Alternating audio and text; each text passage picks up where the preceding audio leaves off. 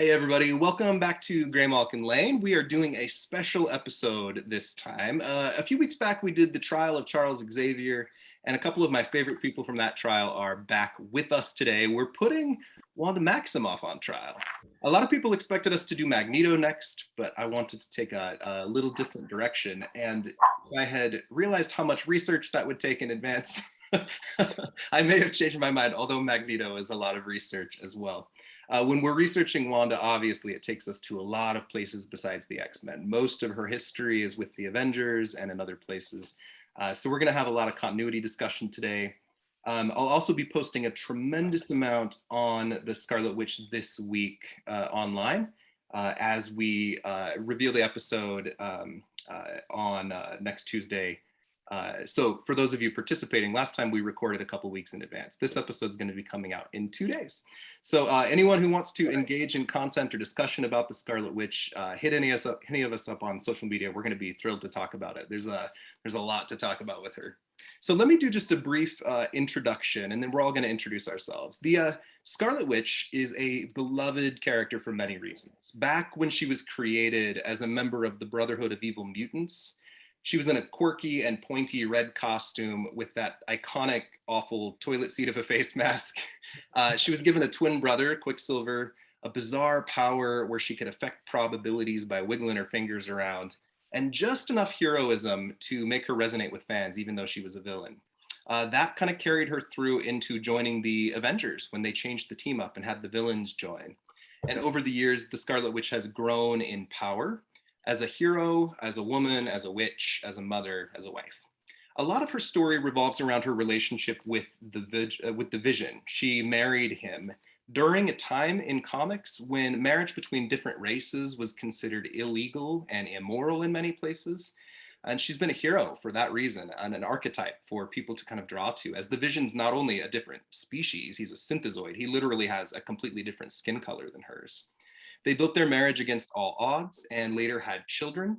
But at a certain point, she got complicated. We started throwing terms to attach to her, like Nexus being and chaos magic.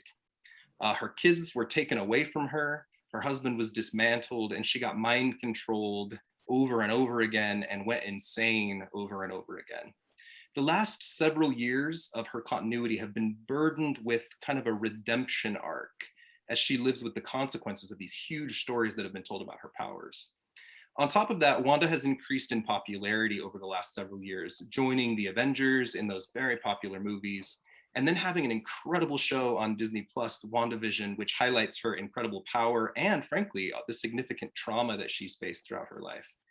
Though, of course, the continuity of the movies in the show are different than what we'll be covering here in our podcast, which focuses on the comics.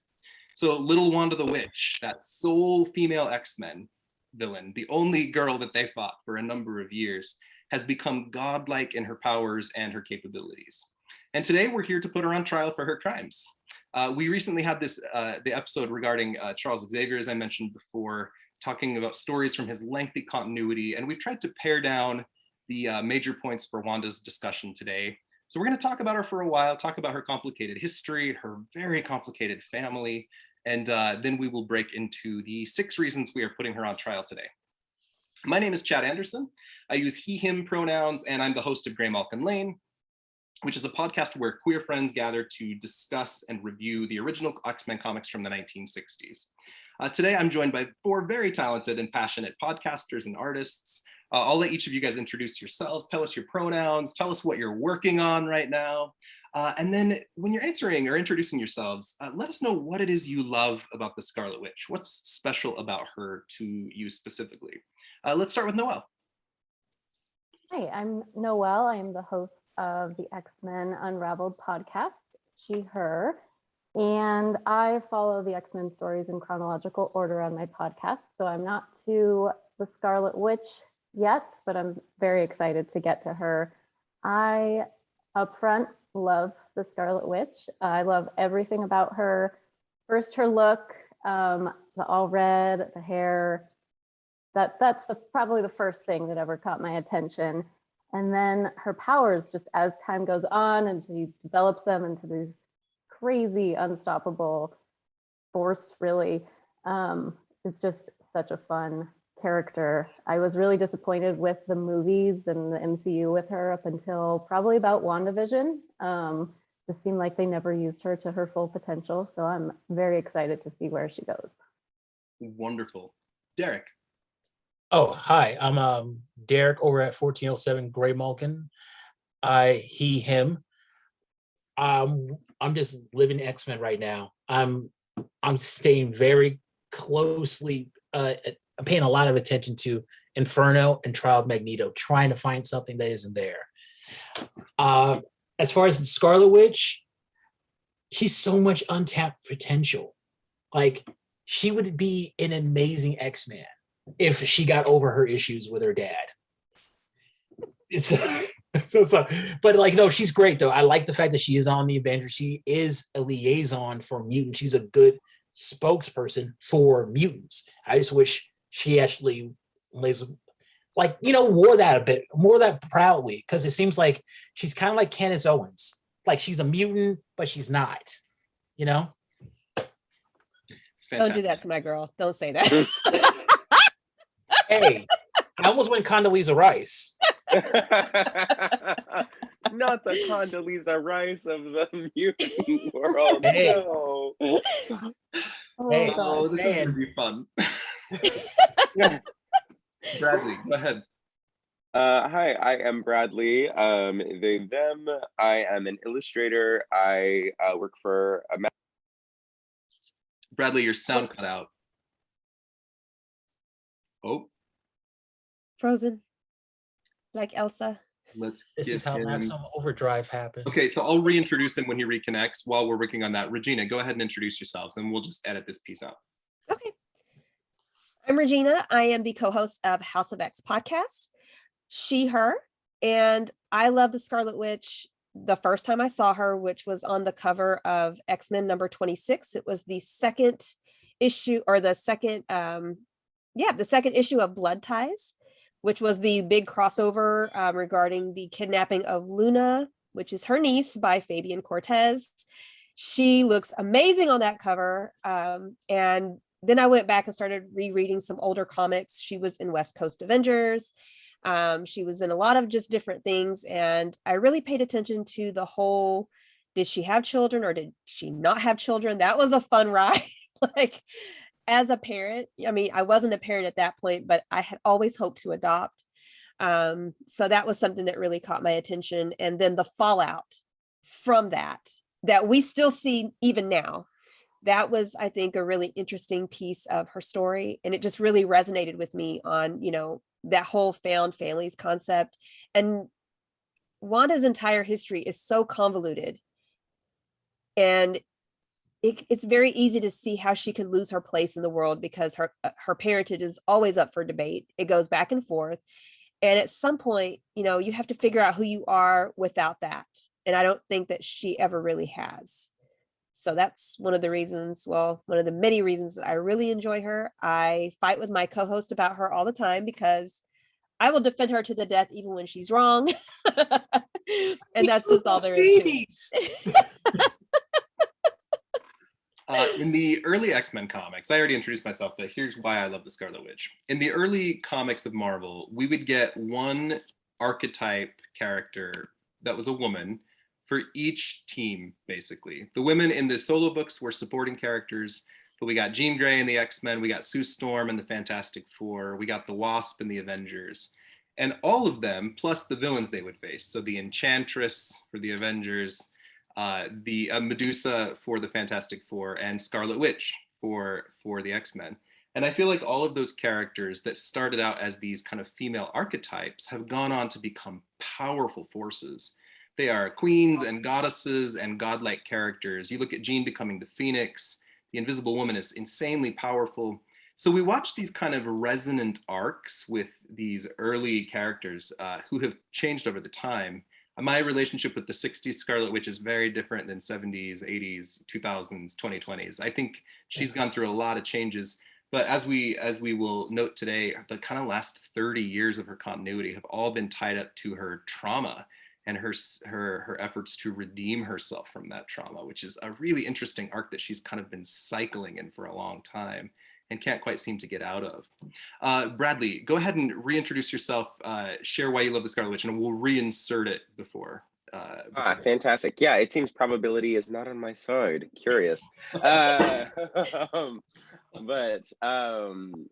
my name is Bradley. I'm an illustrator. I work for a magazine. I also make comics. Right now, our magazine is on our Arcana issue, which is well timed with this. And I'm working on a tarot deck to come out alongside. So yeah, I do that. I make comics. I've got a few different scripts that are in the works right now, but I can't say much about them. But yeah, generally that's my life. You'll find me on Twitter, making my little things. I love the Scarlet Witch because I think it's curious. She's kind of both in universe and in a sort of meta way. One of the most at the whims of sort of the larger world's needs around her. I think that's true in universe. She's one of the ones with the strongest desire to just sort of live a normal life. That tends to be her sort of neutral mode, is to just kind of leave superheroics behind to the greatest extent she can and just kind of live and vibe normally. And editorially, but she kind of keeps getting dragged back in because of, I don't know, Chthon or whatever the fuck, because they need her. They need her to accomplish something. And I think editorially that's true too. She's someone that has tended to get shifted the most. Unfortunately, in terms of her actions, I think a lot of times, even in universe, she's not in charge of her actions because whatever, the Quicksilver or Doom or whatever. And editorially, it's just like, oh, they needed a character with reality warping powers to do this story that they just needed to happen.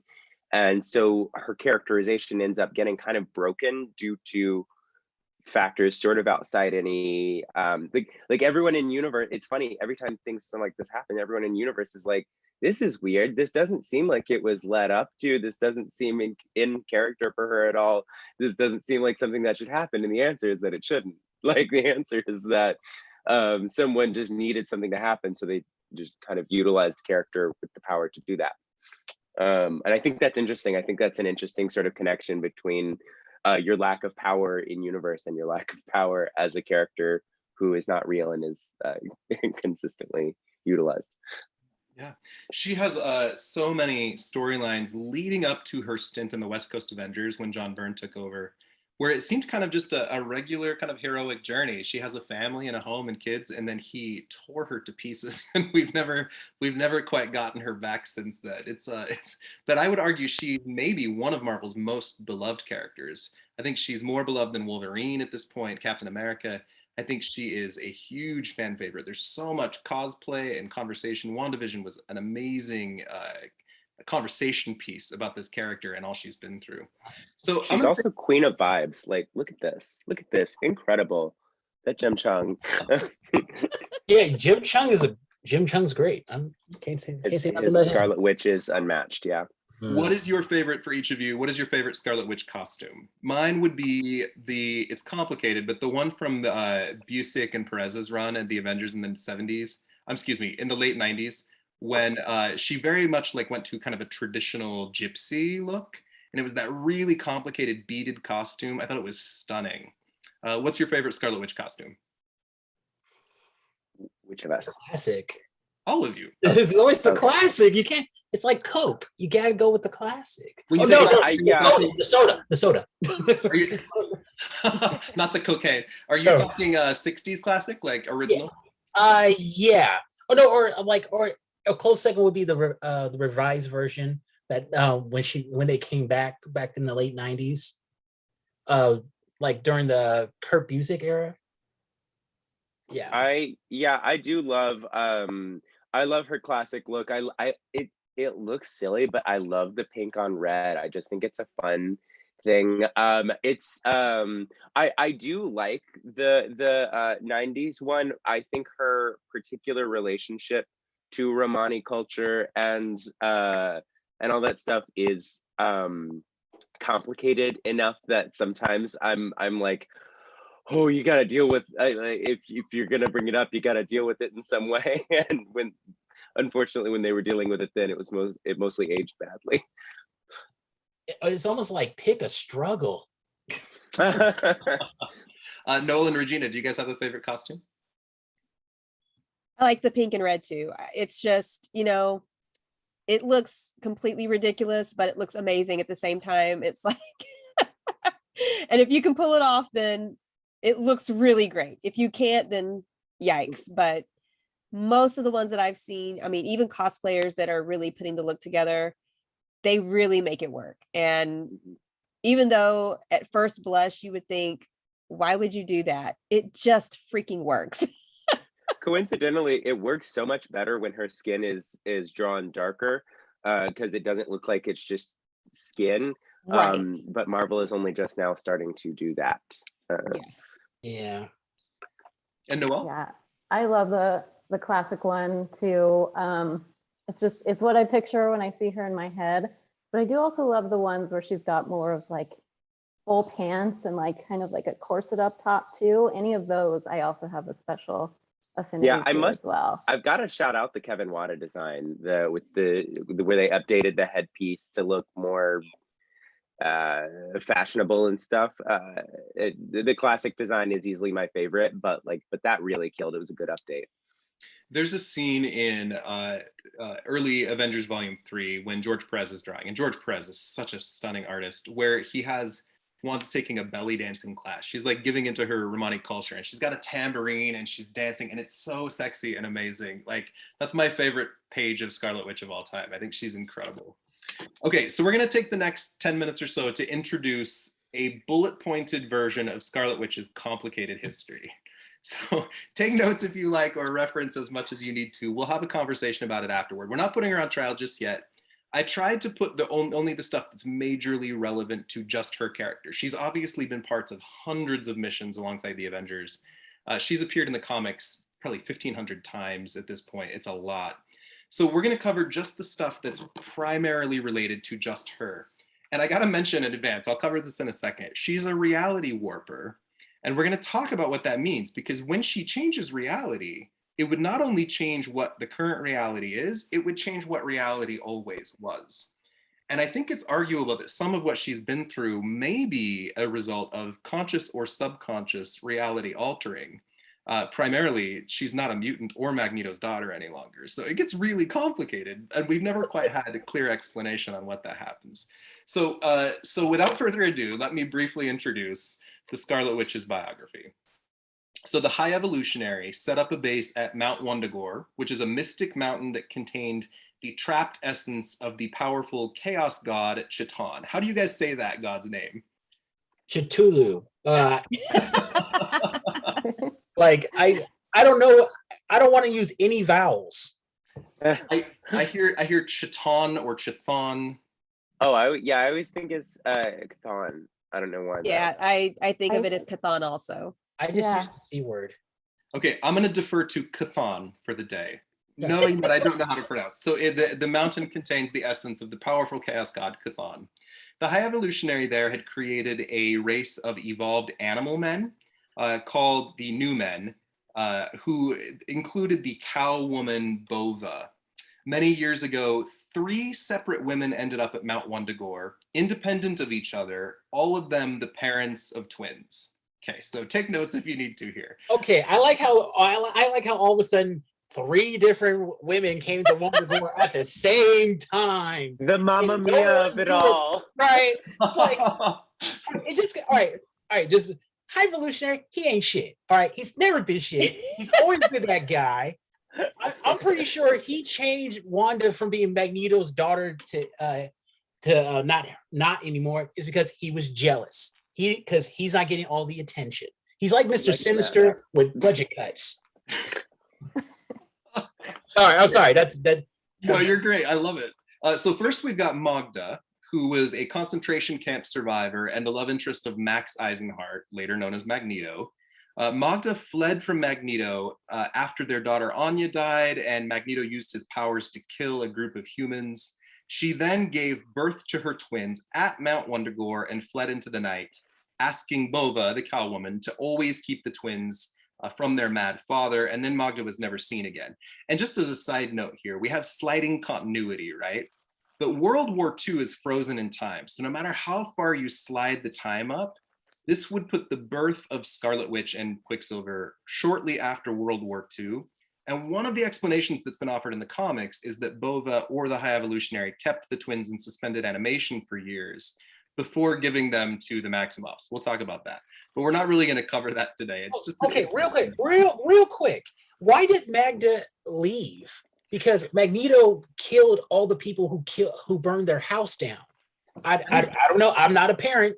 I think he was afraid of Magneto himself. She saw what he did to the people who, all right, if I'm a parent, I see my child die in a fire, and I see my spouse kill every single person who did it. I'm not scared. I'm like, that's what you're supposed to do. That's you doing your job. Okay, so right away. I'm sorry. No, you're good. So first woman is Magda. Second woman is Madeline Joyce, known as the World War II hero Miss America. She has married Robert Frank, who is the Wizard, which is the worst superhero name in all of comics. There's worse. The Wizard. And he wore yellow. Anyway, the Wizard and Miss America have had a nuclear-powered child named Nuclo. It doesn't have much to do with this. She's now pregnant. They're at Mount Wundagore. She gives birth to twins who end up stillborn, and then Madeline dies in childbirth. So the Wizard leaves, and he later comes to believe that the Scarlet Witch and Quicksilver are his children because they were twins born at Mount Wundagore on the night that his twins were born. Okay, separate from all of that, we have a third woman who's relatively new to continuity, known as Natalia Maximoff, who was a witch known as the Scarlet Witch. She gave birth to twins somewhere in Transia, and then she gave the twins to her sister Maria to raise. But the twins, who are effectively Pietro and Wanda, as we understand it now in the continuity, were kidnapped by the High Evolutionary. Natalia went to save them, but ended up dying. It looks like Wanda and Pietro's father, who we don't know who that is, had something to do with their death. We don't have a lot to know about Natalia, except she was the Scarlet Witch. Her father was the Scarlet Warlock. She had some unseen adventures with Ulysses Bloodstone and Makari of the Eternals. She also had a sidekick named Dasha. The High Evolutionary experimented on the twins, which probably resulted in their superpowers, or maybe they were mutants. But at a certain point, he was disappointed, gave the twins to Maria Maximoff and her husband Django to be raised. So Wanda and Pietro, whatever their origins, ended up with Django and Maria to be raised by the Romani people, and they believed that they were their parents. Now, to make things even more complicated, Django and Maria had a set of twins previously named Anna and Matteo, who had died. So we've got like all these twins running around. Lots of Most dead. So many dead twins. And experimented on, I guess. And Catan is in the mountain the whole time with his eyes on Wanda, seeing her as a potential vessel for himself to be able to free him from this mountain in time. Okay, so you guys are all with me. These are the complicated origins that we can summarize after 50 years of continuity when it changes and changes.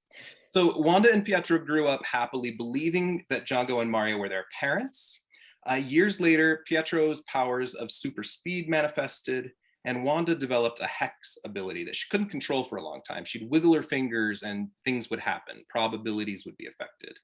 Some villagers freaked out. They attacked them, but Magneto saved them, then told the twins that they were mutants, something that we saw in continuity for years and years, that they had an X gene. They were in the Age of Apocalypse. They've been in all these different spaces, alternate universes where they have been mutants. We also learned later that Professor X had previously tried recruiting the twins to the X-Men, but they found him too idealistic. But they did join up with Magneto for the Brotherhood of Evil Mutants, feeling like they owed them their lives. And so they joined this, taking the code names, the Scarlet Witch and Quicksilver. And keep in mind, Wanda had no idea that her birth mother was also known as the Scarlet Witch. She just picked this name because someone in the crowd called her a Scarlet Witch. Wait. So they refuse Xavier because he's too idealistic? Mhm. Wow. They were just being nice. They found him icky. I do too. All right. I can go with that. So even though they disagreed with Magneto's methods, they stayed with the Brotherhood, and the team had the word evil in it, but they stayed out of a sense of obligation, frequently fighting the X-Men, conquering countries. We'll talk more about this in a minute. But they did turn against Magneto secretly and eventually left the team to join the Avengers. And here's where the continuity really starts to take off. So it wasn't long before Scarlet Witch met the Vision, who was a synthezoid that was initially created to destroy the Avengers, and whose body is a temporal copy of the android Human Torch, not the one from the Fantastic Four, but Jim Hammond from the Invaders, who's like the first Marvel hero ever. And Vision's mind was a copy of the superhero Wonder Man, who has ionic powers. He was believed dead at the time. Wanda trained as a soldier. She trained with Agatha Harkness, learning kind of magic skills for a long time. And she had a long and complicated romance with the Vision, which eventually resulted in them getting married. And the time-traveling Immortus, who is a variant of Kang the Conqueror, is the one that completed the ceremony. What neither Wanda or Vision realized at the time was that Immortus was manipulating their relationship really consistently from behind the scenes, because he had identified Wanda as what they call a nexus being. And I'm just going to read the definition here, although it doesn't make a lot of sense. A nexus being is a single person throughout a universe or multiverse that can act as a keystone with the unique ability to alter reality and universal flow in the time stream, and whose children could go on to affect or alter multiversal reality itself. So he thinks she's too dangerous. He wants to marry her to a synthezoid so that she can't possibly have kids. And it works, but she actually does fall in love, and she's supposed to be incapable of procreation. So there was, for a while, Wanda and Pietro changed their names to Wanda and Pietro Frank because they believed that the Wizard was their dad, but then they learned that Magneto's their dad. Quicksilver goes on to marry Crystal of the Inhumans. He has a daughter named Luna. And then Wanda draws upon the magical energy of an entire village of witches in order to make herself pregnant, and then later gives birth to two twin sons named William and Thomas. And they lived happy for a while. Then things start to get really complicated. John Byrne took over the West Coast Avengers. There was a bunch of stuff that happened with Immortus and a bunch of other people. We won't get into it, but the Vision ended up basically losing his memories, his personality. He got disassembled and put back together in an all-white body. So her husband is gone, no longer wants anything to do with her. Then it's revealed that her two baby boys are actually non-existent. She drew in the essence of Mephisto, the devil, in order to create the kids magically, and so they get erased from reality. And Agatha Harkness erases Wanda's memories of ever having had the kids for a while in order to, quote unquote, protect her. So Wanda starts struggling with her sanity, which we can frankly all understand because this is nuts, right? There's lengthy stints with the Avengers, Force Works, the West Coast Avengers, and the Avengers Unity Division over the years. And she's done a lot of heroic things. She's undoubtedly saved the planet multiple times. She's also gone on to go crazy, rewrite reality multiple times, and then she's kind of had to live with the consequences of her actions. And I mentioned earlier, she's been trapped for decades in this kind of redemption arc. I'm insane and I'm trying to make amends. I'm insane, now I'm trying to make amends. We'll cover those stories in just a minute. Wanda clearly has a lot of parental issues. She once rewrote reality to give her dad, Magneto, more power, only later to learn that he wasn't her dad after all, although maybe she did that herself with her, with her powers, I don't know. Start the clown music. After a while, or she also, the father who raised her, Django, went mad and kidnapped her and trapped her in the form of a puppet for a while. And then she got possessed by Chatan, or excuse me, Catan is how we're saying it. He died trying to save her. She thought for years that her mother, Maria, the one that raised her, was dead, having burned alive, but recently learned she's still alive. The Wizard and Miss America are both long dead. Wanda has had recent communications with the ghost of her now birth mother, Natalia, and has learned that she was likely killed by her birth father. So the complications of her family origins very strongly define the character, as well as the loss of her children and how she copes with that. We're going to talk more about this, but she once went mad trying to bring her kids back to life and has more recently learned that they are alive and are now the heroes, Wiccan and Speed. Wiccan, of course, is enormously popular at Marvel as well. Wanda's relationship has also, with her brother Quicksilver, has also defined a lot of her character over the years. And their interactions, yeah, to icky degrees sometimes. And she has recently called him a sociopath and said, "Leave me alone" in the comics. So just as we reality for you, just as we wrap up that much, and we cover it succinctly, of course, but there's so much density. Let me hear some of just your thoughts and reactions to that. We're not putting her on trial yet, but let me hear just how you feel or think about this very complicated woman in the comics. I don't know how you can not have sympathy for Wanda. I mean, even if she does something terrible, like, holy cow, look at everything that she has suffered and gone through and been jerked around. All these people are trying to control her and trying to use her, and she never knows which way is up and which way is down. And it would just be so hard to try to have a semblance of any type of normality, just given all the ups and downs that she's had to go through. And nobody's ever really helping her through that. She just kind of tra la la la la, you know, and trauma. yeah, trauma. Trauma. And she needs a BFF. Like, she needs she has BFFs. No, Carol, Wasp, She-Hulk, the Avengers, okay, her squad. Carol has her own issues. Well, you've got to no. Say it for what it is. Say it what it is. Come on, say it. Like, come on. I feel like we'll get to the bit of that the Avengers, like, while they might be her friend, they do use her, and that is a very large contributing factor in her instability, is that her options basically, like I said, we'll get to this in the trial later, her options by the time you get to M Day are be better now and be a functioning superhero, or we will kill you. That's the options the world is giving her. Be well, or we will kill you and your, now teenage son. Wolverine tries very hard to kill Wiccan. Really? That's wow. I mean, Wolverine stabbed Rachel, so Yeah. He likes to kill children. All right, he does that. He sure do. I was like, this is your queer polyamorous fave, guys. Well, and I think there is a large part of her story in the way people view her, and Wiccan, frankly. She can sneeze and erase your memories, or wipe you from existence, or alter the entire planet.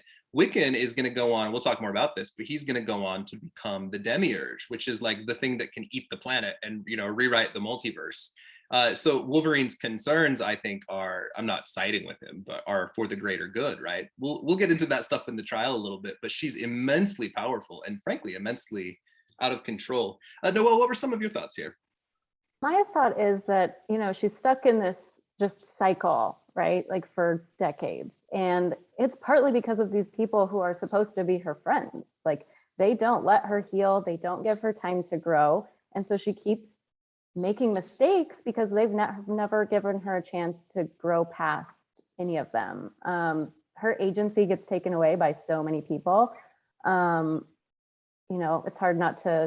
hard for me not to put that back on the writers, writing a female character with this much power. But in the comics, characters are using her, they're taking away her agency, and the people who are supposed to be on her side aren't helping her get through any of that. Yeah. I feel like House of M could have been responded if they would have called a different X-Men team, because all right, Wanda was, all right, we all remember House of M, how she was like freaking out because she didn't have any kids. Well, she did have a kid. She had a kid that everybody tends to forget about. Nocturne, her child with Nightcrawler, who was in town while all this was happening. So all they had to do was just call Nightcrawler, say, hey, Wanda's going a little crazy. Can you help out? I'll make one phone call. Call his daughter, who loves her, would have like easily could have resolved all this. But well done, man. I feel like I read 700 comics this last month on the Scarlet Witch, and I totally forgot about Nocturne. TJ! Oh my god, it's even more complicated. Her name is TJ. Oh my, she's so cool. Like, and she oh, okay. Just real quick. She said, and when it was talked about like your parents are the Scarlet Witch and Nightcrawler, I was like, are you kidding me? Both raised in the circus, both gypsies. It was 2001. Like they couldn't keep their hands off each other. And in Uncanny X-Men, they were kept on kind of pushing that, like Nightcrawler. They were trying to get Nightcrawler to go over to the Avengers to meet up with the Scarlet Witch. Just saying, it would have been, hey, TJ, okay? I love TJ. Okay, so what I'm about to read, I'm going to read annoyingly fast. Just Sure. The only people who are going to understand this are those that read a lot of comic books. For anyone who wants to, you'll just have to do a deep dive on your own. And I want to tell you, I spent a lot of time on this, and Derek, you just added to it with Nocturne, so which is insane. But I'm just going to cover this just because it's incredible, okay? All right, because we're conducting this primarily for X-Men fans, I'm going to say it's fascinating to consider that Wanda's extended family, I think, is even more complicated than that of Cyclops and Jean Grey, which is so complicated.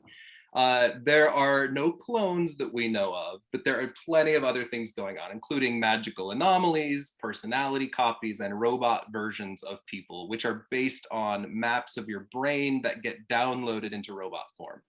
So I'm going to cover this briefly and quickly, and then you guys can look all this stuff up on your own or message me and I'll give you my resources if you need them.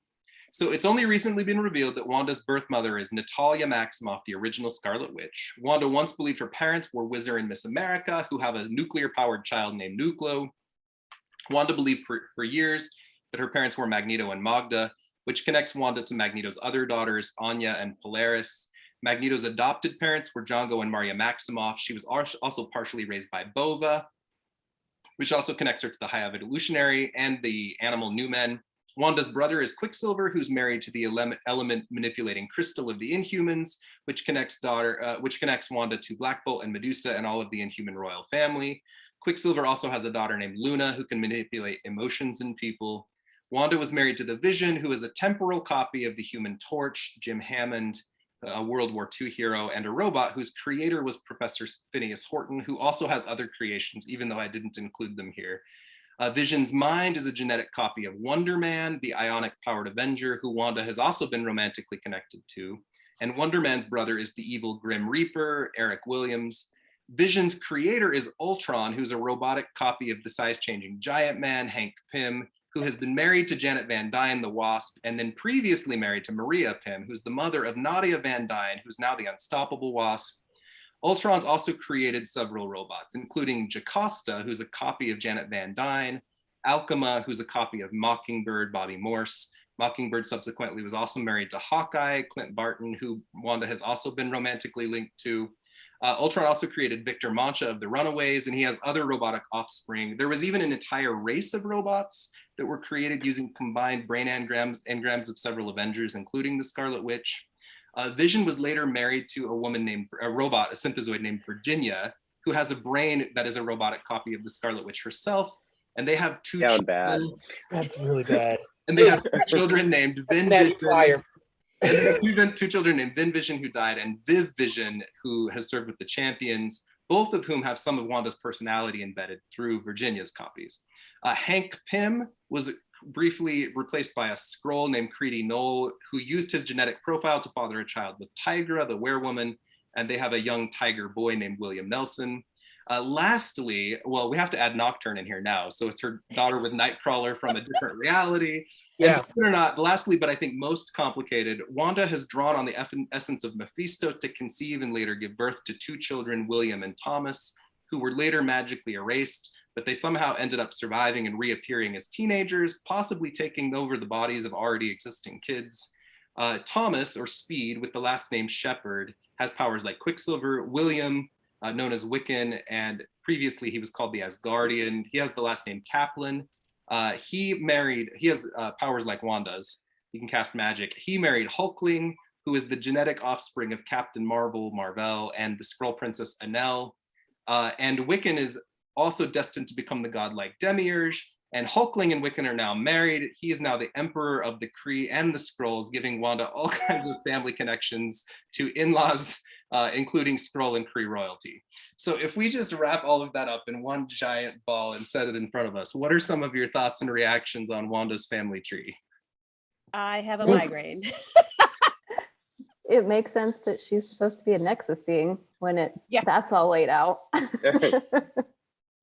It is so funny. Like just speaking of like the family tree and the relationship to the like Immortus's interest in her being her offspring. Just in terms of another thing where even in universe, everyone's not concerned with her. They're concerned with whatever child she might bring into the world or something like that. It's so funny. She just never gets to be the center of her own damn story. I would really hate to be at that family roast. No, actually, no, I would want to be there because I want to see how many fights would start. Because imagine, like, also I'm going also with Nocturne too. Nocturne is Mystique's granddaughter. Everybody has something against Mystique. Just saying, like, it'll be a couple of hilarious times. Like, hey, who here is not hooked up with my grandmother? Show of hands. In that alternate reality, then she would also be connected, obviously, to Destiny and Rogue and Graydon Creed and Sabretooth. Like, there's a lot of. Oh yeah. Oh man, can you imagine? Just imagine. Who would want to be connected to Graydon Creed? I mean, he's dead, so you know. There's a really adorable issue of The Unstoppable Wasp a couple years back where she is pondering the complexities of her family tree, and she's like, oh, I love it so much. She's like so happy to have this big complicated family. She meets like Viv Vision and like Tiger's little tiger baby, and she's like, oh, I'm like your great aunt through a robot. It's really, they really need to do that. They really need to do that. Like Wolverine needs to see his kids. Was there a single fact on that sheet that like surprised you guys the most, or that was the weirdest for you guys? No. Well, I have to say, in terms of the family tree stuff, what is funny is like when, especially in sometime in like the 80s, around the Scarlet Witch and the Visions like solo series, they were very invested in, especially the Visions side of the family tree was a big deal. Like his connection to Wonder Man and the what's his name, the Grim Reaper, and like that, and Simon's whole family and all that stuff, and then down into Ultron and stuff. That like they were very interested in that being a literal family connection. It is some weird reading. I love it. There's a big side plot line with Immortus as he's manipulating Wanda, that he creates a temporal copy of the Human Torch that then becomes the Vision. And the reason he does that is he wants the Vision to have a sense of like identity, so that he would be bold enough to ask the Scarlet Witch to marry him. So there's like all this bizarre time tampering that if you read Avengers Forever #8, that's a really good issue that keys in on all of the complexities. Oh, actually, one thing that did kind of weird me out, the fact that Vision is a copy of Wonder Man. So technically she dated the same dude twice. Mm-hmm. It's messy. It would make sense though. And it kind of reminds me of the whole, sorry for the 80s reference, Jem and the Holograms thing with Jem and Jerica and Rio. Like he's in love with these two women because they're the same freaking woman. So it makes sense that you would be in love with both of them. Mm-hmm. And I mentioned this carefully because I know we could all go off on tangents, but Cyclops marries the clone of Jean Grey. Okay, that was a trap. You got to type. No. Wait. Sinister was playing to his type. He knew he had a thing for redheads. I know. And then remember, he even asked Madeline, "Are you a clone?" And she flipped out, like, "How dare you ask if I'm a clone just because I'm a redhead?" Like, but I've got to type. If my husband ever dies, I will so marry his clone or his robot copy. I'm very. Or you can be like Madeline and date his younger brother. I mean, yeah. come on. Hey, Red Queen of X. You know it's true. She's Well, a I mean, or you problematic could also fave be for a like, reason. or you could also be like Madeline and date the alternate reality version of your own child Oh God. with Oh, Nick Gray, right? But we're gonna keep going. Yeah, let's focus on Scarlet Witch because this is her parade. We need to have a roast of Madeline Pryor. Oh, Regina would not like to be there.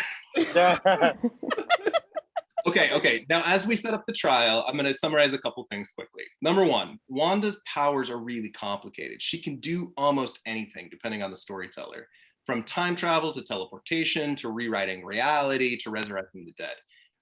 But to keep things simple, we're going to view her powers as coming from three sources. Number one, either because she is a mutant or because the High Evolutionary experimented on her.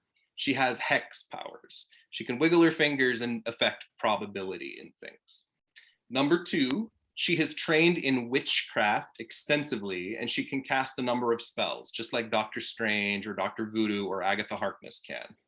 And then number three, as a Nexus being, she is also a conduit to dark magic called chaos magic, which can allow her to alter reality around her when utilized in particular ways. And these three power sets can be combined. The hex bolts can be combined with the magic or with the reality altering, and it creates a composite effect. Sometimes the use of her powers seems to be conscious and sometimes subconscious.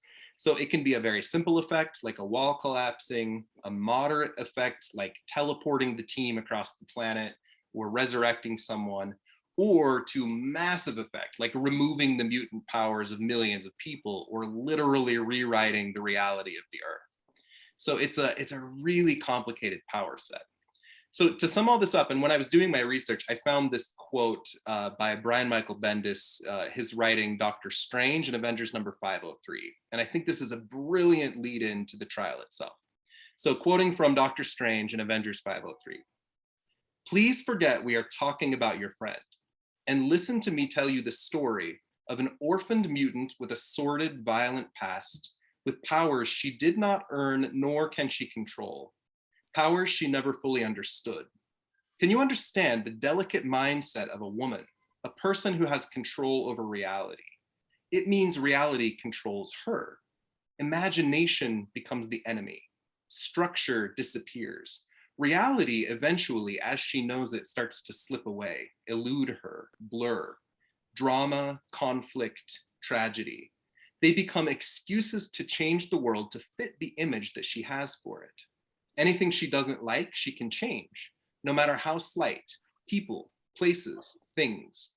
Everything is hers to change. But every time she does that, every time she gives into her desires, no matter how noble they may be, a little more of her slips away. She loses herself, her reason, but she struggles quietly every day to keep it in check, to keep it all together. For a person of strong mind and body, for a person of pure spirit, the task of coping with the powers would be all-consuming. But here's a woman for whom, by the nature of her upbringing and chosen occupation, every day is stressful, chaotic. And after a life lived with lost love, violence, and drama, what does she do? She says to herself, I deserve happiness. I want to bring something into the world that is good, that I can love. And she gives birth to children, even though she can't. She played mommy to make herself feel like someone she thinks is normal. And that ends tragically as well. If I told you a story like this, you'd say to yourself, that sounds like a person who has lost control of themselves on a deep psychological level. You'd say this sounds like a disturbed person. Now, does anything I have described not sound like Wanda Maximoff? Wrong. Oof. Just tell me your reactions to that speech really quick. Brian Bendis is a sexist. Yeah. Fuck that dude, man. I'm sorry for cursing. My It's okay. No, it's like he says about reality warpers. He's saying your reality controls you. There are several reality warpers in the Marvel universe. He could be talking about, and they're fine. Why is Wanda so important? They're fine. Like when I think of reality warpers, I do tend to think of ones that have had Franklin Richards, or I tend to think of ones that have had very large stories where they were not fine. Yeah, but most of the time they are fine, though. I Yeah. mean, yeah, you have the Monarch. Yeah, you have Jamie Braddock, the Monarch. He's a little crazy, but he's not doing anything. He's not doing anything really crazy. Well, I don't you know. also I want to think talk. what he did in Excalibur was pretty crazy with the sorceress. What was her name? Oh, Saturnine? Morgan Le Not Fay. Saturnine. Oh. Morgan Le Fay. Yes, Morgan Le Fay. Like, what is going on here? Hey, It wasn't like a reality change, but it was still pretty horrific. Hey. But I do think Doctor Strange has the right to be concerned, because other reality warpers have to use artifacts or enhanced power structures to be able to affect wide swaths of reality. Wanda, in a moment of crisis, literally rewrote the planet into House of M. And we're going to talk about what that means. But I do think he has a right to be concerned here. well, he Of does have a right course. to be concerned. But let me just say, this whole line about she didn't earn her powers. Well, how many of you fucking earned your powers? Pardon my French. Exactly. Like, literally, none of the mutants technically earned their powers.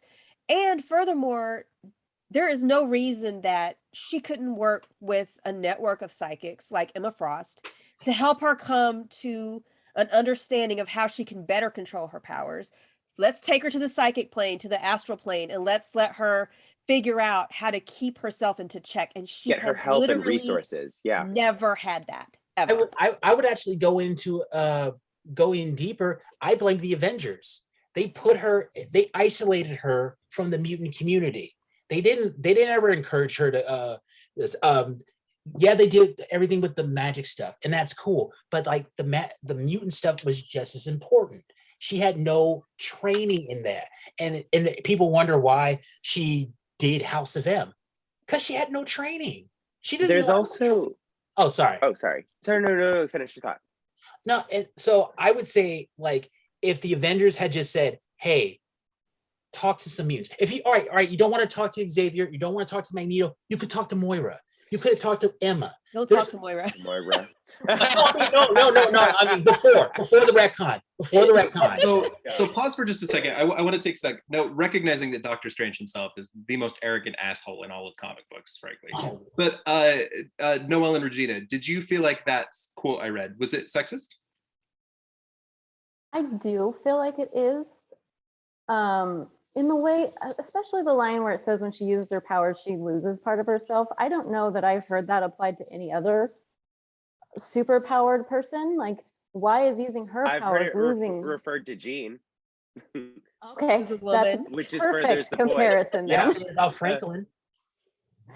Yeah. So, okay, I I'm mean, sorry, you guys are. I think if you look at the way that Franklin was raised, I mean, clearly he has two parents that are relatively stable. He has a relatively stable family history. His parents are very involved and they're very loving, or reads an ass, but he does love his kid. I mean, he makes some really bad choices, but he does love his kid. I mean, when he's not experimenting.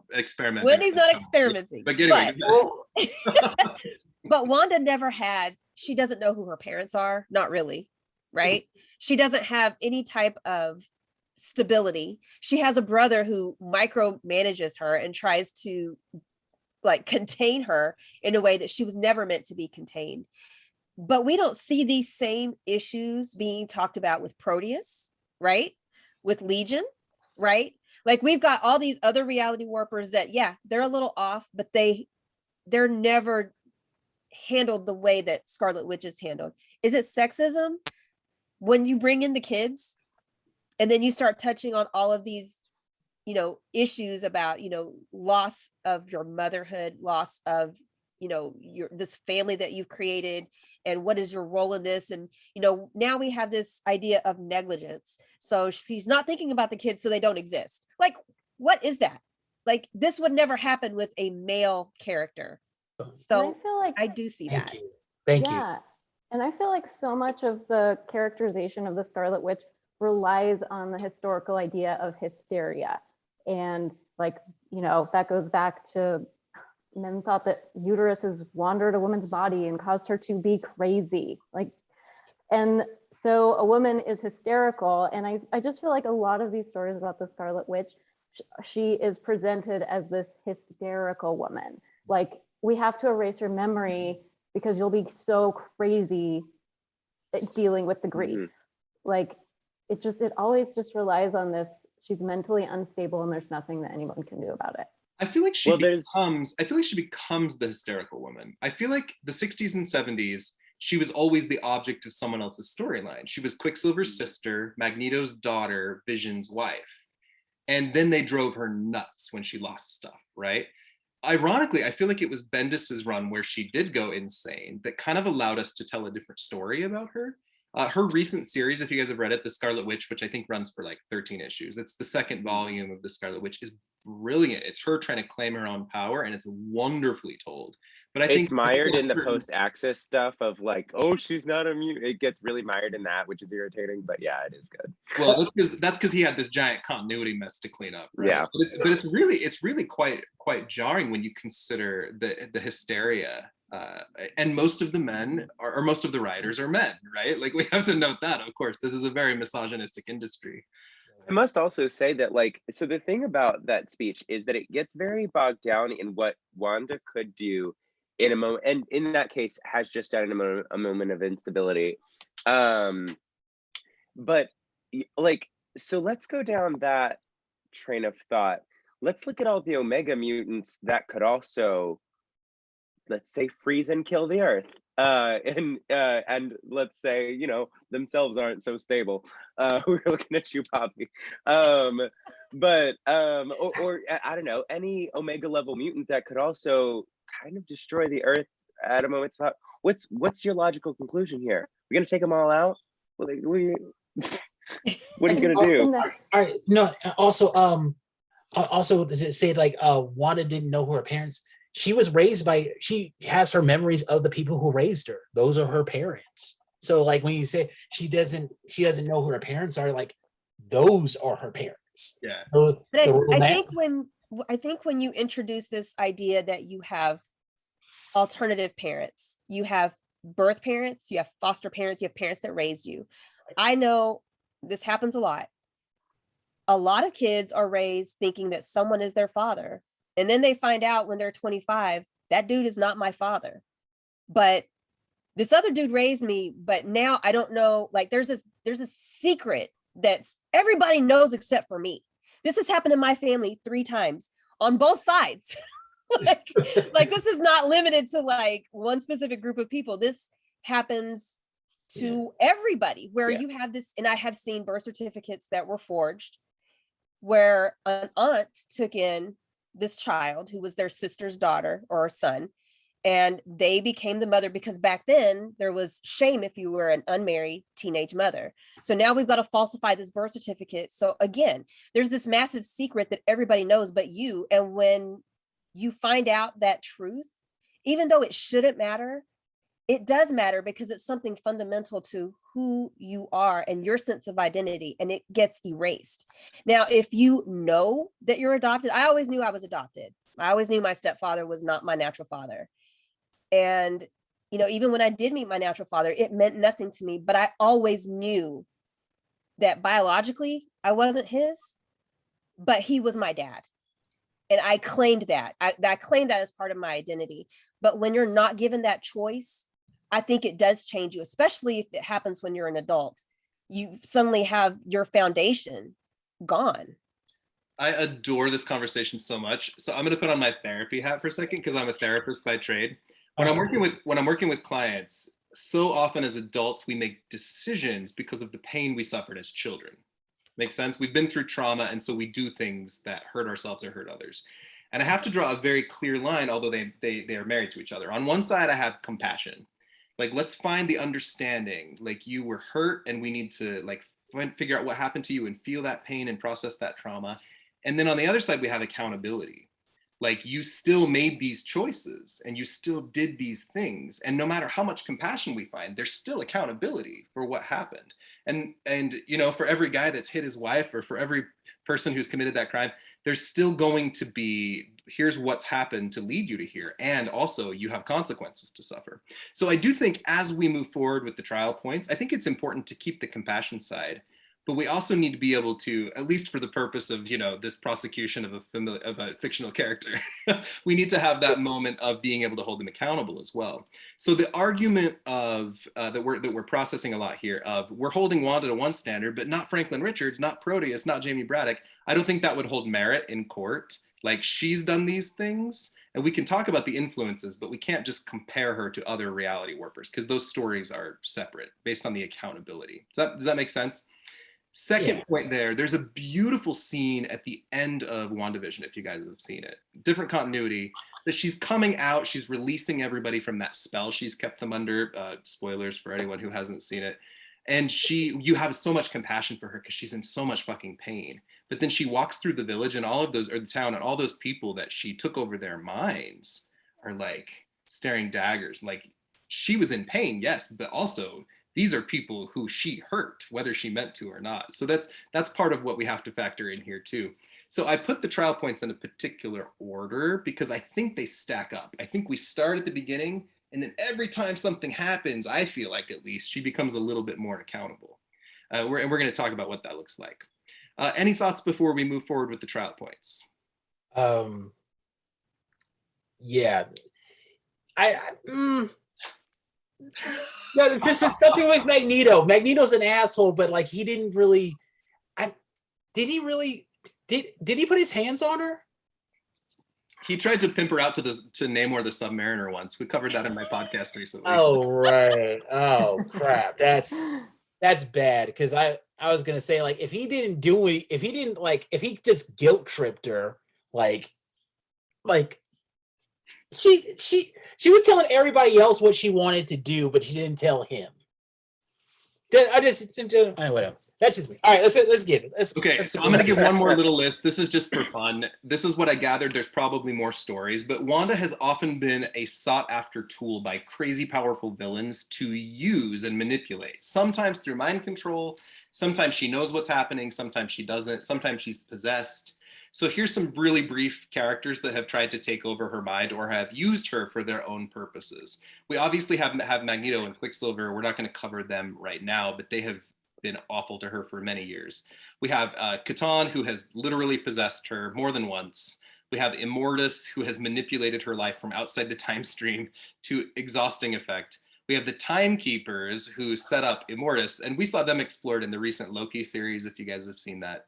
We have Dr. Doom, who pretended to romance her in order to steal her powers. We have the High Evolutionary, who experimented on her. We have Agatha Harkness, who's erased her memories without her will. We have Morgan Le Fay, who took over her so she could use the Twilight Sword to remake reality. We have the Red Skull, who mind controlled her, which ultimately resulted in the Axis events. We have a weird creature called That Which Endures, and also Set, the serpent god, who brainwashed her for periods of time. So this is a woman who has undergone tremendous mental trauma over the years, but almost every comic book character has.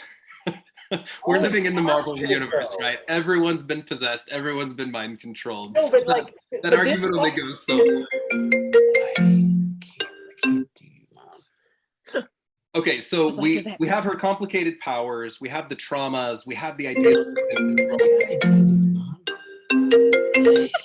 Jesus, you swear it's like a mother. We can edit, no worries. Right. Okay, so we have her complicated power set, we have the traumas she's been through, we have the family issues, we have the people who've mind controlled and hurt her. We also need to keep in mind, and I say this about Professor X too, she is a trained superhero. This is an operative who has been an agent of the military, who has led teams sanctioned by the United States government and the United Nations. She knows what she's doing. And again, compassion, accountability, right? If there's a police officer who's going through depression and he shoots somebody, there's gonna be consequences for that, especially if he does it again and then again and then again. So we have a certain level of responsibility that she has to own, no matter how much compassion we have. Okay, so let's dive in. Trial point number 1. And as we do this, we're gonna have each of you offer various prosecution and defense statements, and then we'll kind of share some thoughts before we vote, okay? As we are voting, we're gonna each vote on a score from 1 to 5. If you vote 1, that means you think she's completely justified in her actions. 2, of moral concern. 3, definitely inappropriate, 4, criminal behavior, and 5, pure evil. So we're moving from variable levels from 1 to 5 as you issue your score. So keep those numbers in mind. On this first trial point, which I'm going to bring up, we're going to have Regina offer the prosecution and Noelle offer the defense, if that's okay. Number 1, Wanda joined the Brotherhood of Evil Mutants, a group of terrorists who literally had the word evil in their name. They were being chased by a mob. Magneto saved them. They'd already turned down Professor X, and they chose, out of obligation to Magneto, as teenagers, to join this organization where they met Toad and Mastermind, these awful guys who were trying to paw over Wanda all the time. They did a lot of things as members of this organization, even though they disagreed with the standards quite frequently. We're looking at a world where Magneto is constantly chanting about how humans need to be conquered, wiped out, destroyed, and how Homo superior or mutants are better than they are. At one point, they conquered an entire country, Santo Marco, where they lived in a castle. They had uniformed military marching outside, and they raised a flag with the word M for mutant on it, although maybe it was M for Magneto. When Magneto tried to set off a nuclear bomb, Scarlet Witch and Quicksilver did turn against him, and they started to realize pretty quickly that Magneto saw them as collateral. Their loyalty, Scarlet Witch and Quicksilver, was to each other primarily. They saw Magneto as willing to cast them aside, even kill them as they moved through the mission. And finally, when Magneto was taken into space by the stranger, they chose to leave the team and eventually join the Avengers. How complicit is the Scarlet Witch specifically in her choosing to be involved in this evil team, in conquering countries, etc.? Regina, prosecution. I'm going to give this a shot. Even though she's a young woman, she did have family roots. She did know the difference between right and wrong.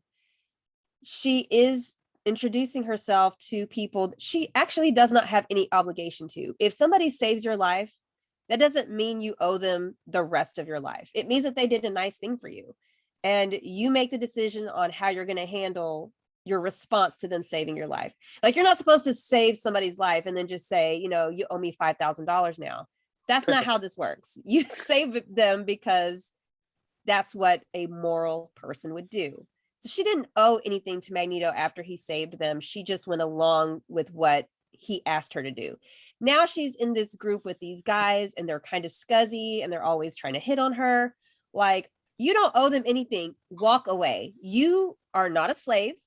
You had the choice to stay there, and you did, out of your own free will, join a group who literally has the name evil in their title. You chose to do that. You chose to stay, and you chose to be there. And Noelle, the defense. So, yes, they do have the name evil in their group, but Wanda had just been attacked by a bunch of humans who were afraid of her, and they hated her for who she was. I think that someone coming in, saving you from that, I can see in that moment that she might feel some connection to the idea of mutants taking over the world, because she had just seen what humans would be willing to do to them. And I can understand the obligation she would feel. He's trying to save her from humanity. She understands, I think, the cause and how it could help her and her brother, and trying to find some safety. And I don't know where else they could have gone at that time, since they'd already turned down the X-Men, or at least Charles Xavier. So she didn't have, where else to turn aside from this one person who's questionable, but he did rescue her and her brother. And, I can understand why she would find that appealing at that time. And I'll add to that defense. She turned against Magneto multiple times. She kind of helped save the day a couple of times. When I was a teenager, I believed a lot of things that I thought were right, but I didn't realize how harmful they were to other people. I think she had the chance to come around, and she did. There's a beautiful scene in her early Avengers run right after she joins the kooky quartet, they call it, where she just thinks, I've just always dreamed of being an actress. Like, that's all I ever wanted. And instead she gets, wrapped up in these insane causes. So although I think, particularly conquering a country is problematic, I think Magneto established an environment where if you speak up against him, he's going to beat you down. And there wasn't a lot of room for that. So I give her credit for leaving when she did. I mean, at the same time, though, if you really come up to him, like he will respect you. Like, okay, Not 60s Magneto. no, not 60. No. He had to get hands.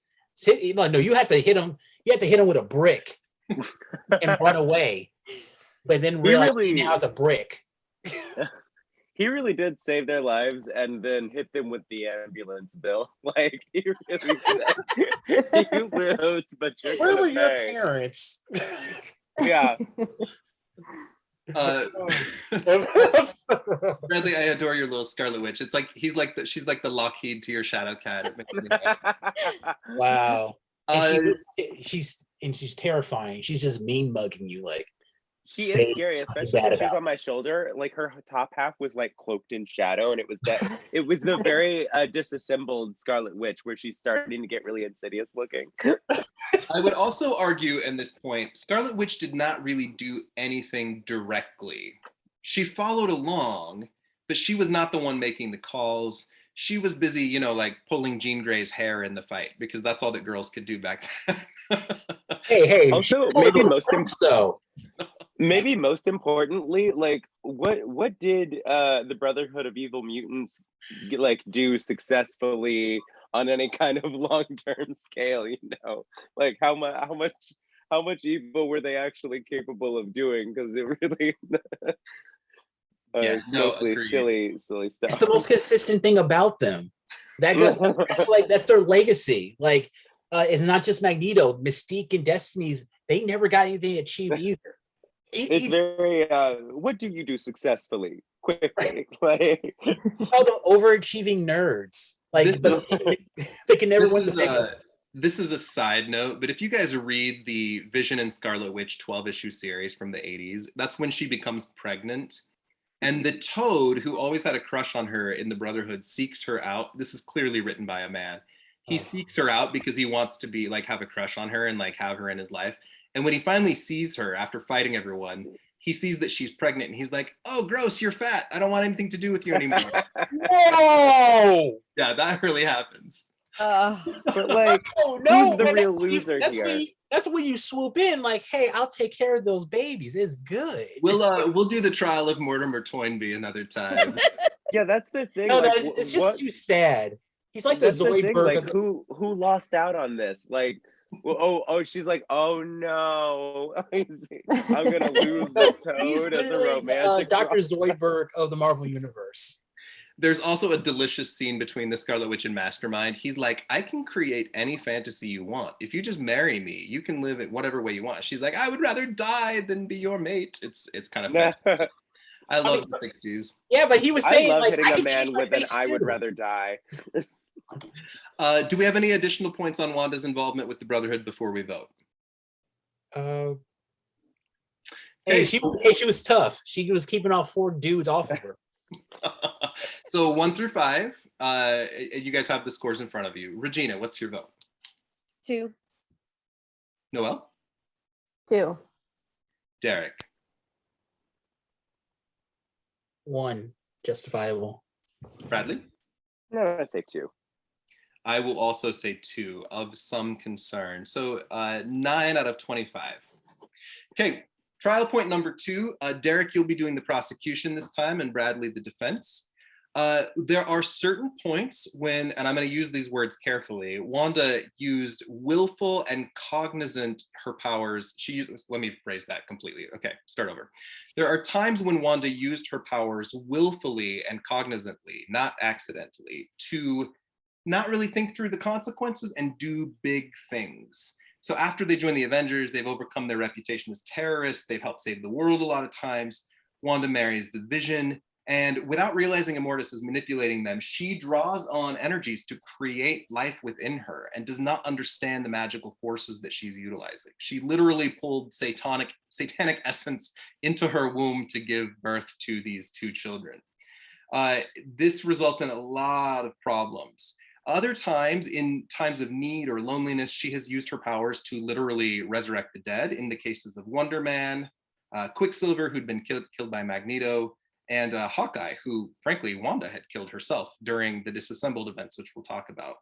So she can't always predict how her hexes or her powers are going to work, but we do have examples of her tampering with reality at times, selfishly, without really thinking through the consequences for herself or other people. Derek. Wanda Maximoff, you said it right there. She can change reality to fit her own needs. What does that sound like to you? A Karen. A Karen will, like, living my own truth. And that's what she does. The first time with Morris, we can get, like, she didn't know. Okay, we can put that. But she did it consistently. Dr. Strange told her, those kids are not real. This whole thing isn't real. She's like, no, this is mine. This is mine. It's like, no, get a grip, face reality, actually get somebody who you can actually have a child with, because Vision, come on. It's like it's a battery operated boyfriend.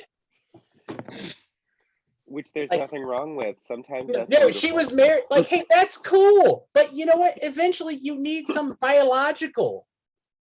Like, she was kissing her radiator. It's weird.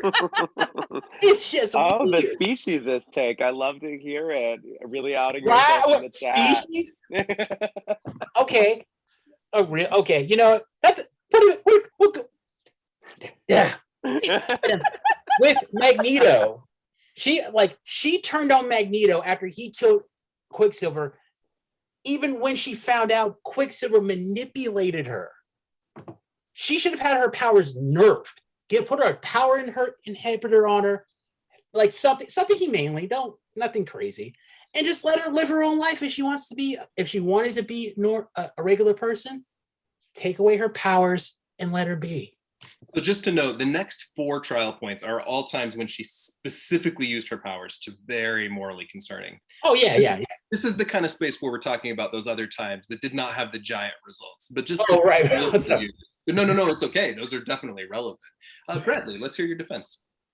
Oh, the main thing that typically gets brought up, it's the thing brought up by Doctor Strange later on in Avengers Disassembled, and it's the thing brought up most often, is her creation of the children and her her decision to direct these energies from the town of witches into herself that resulted in them. That wasn't her decision.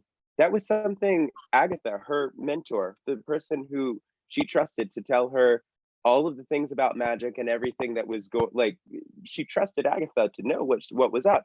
Agatha lured her into this town to save her and bring herself back to life. Had her direct, when all those energies needed to be directed somewhere, told her, direct it inside yourself, knowing that and Wanda had at that point really wanted to have children. That was just the thing that she wanted. She's a newlywed, and it was those 60s or 70s. So the thing that she wanted very much at that time was to have kids. Agatha knew this. Agatha knew what was up and told her, direct all that inside yourself. So she did. And she suspects at the end, she's like, I think that might have been what just happened, but that wasn't something she chose to do. That was not her decision. Unfortunately, once again, the defense for Wanda ends up being somebody else made a decision for you, and it was Agatha all along.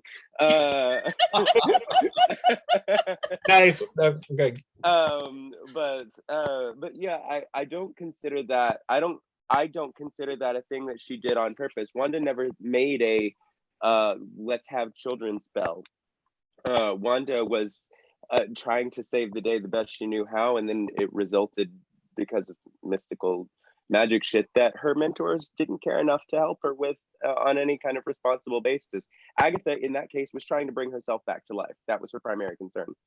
And as far as I do actually think Wanda has been in a lot of in a lot of ways tends to be a little callous about her powers. I actually, if you read her crossover in the Young Jean Grey series, she shows up and poofs everybody who's in the subway witnessing Jean have what looks like a very public breakdown. She just decides to poof them all over to Bleecker Street instead.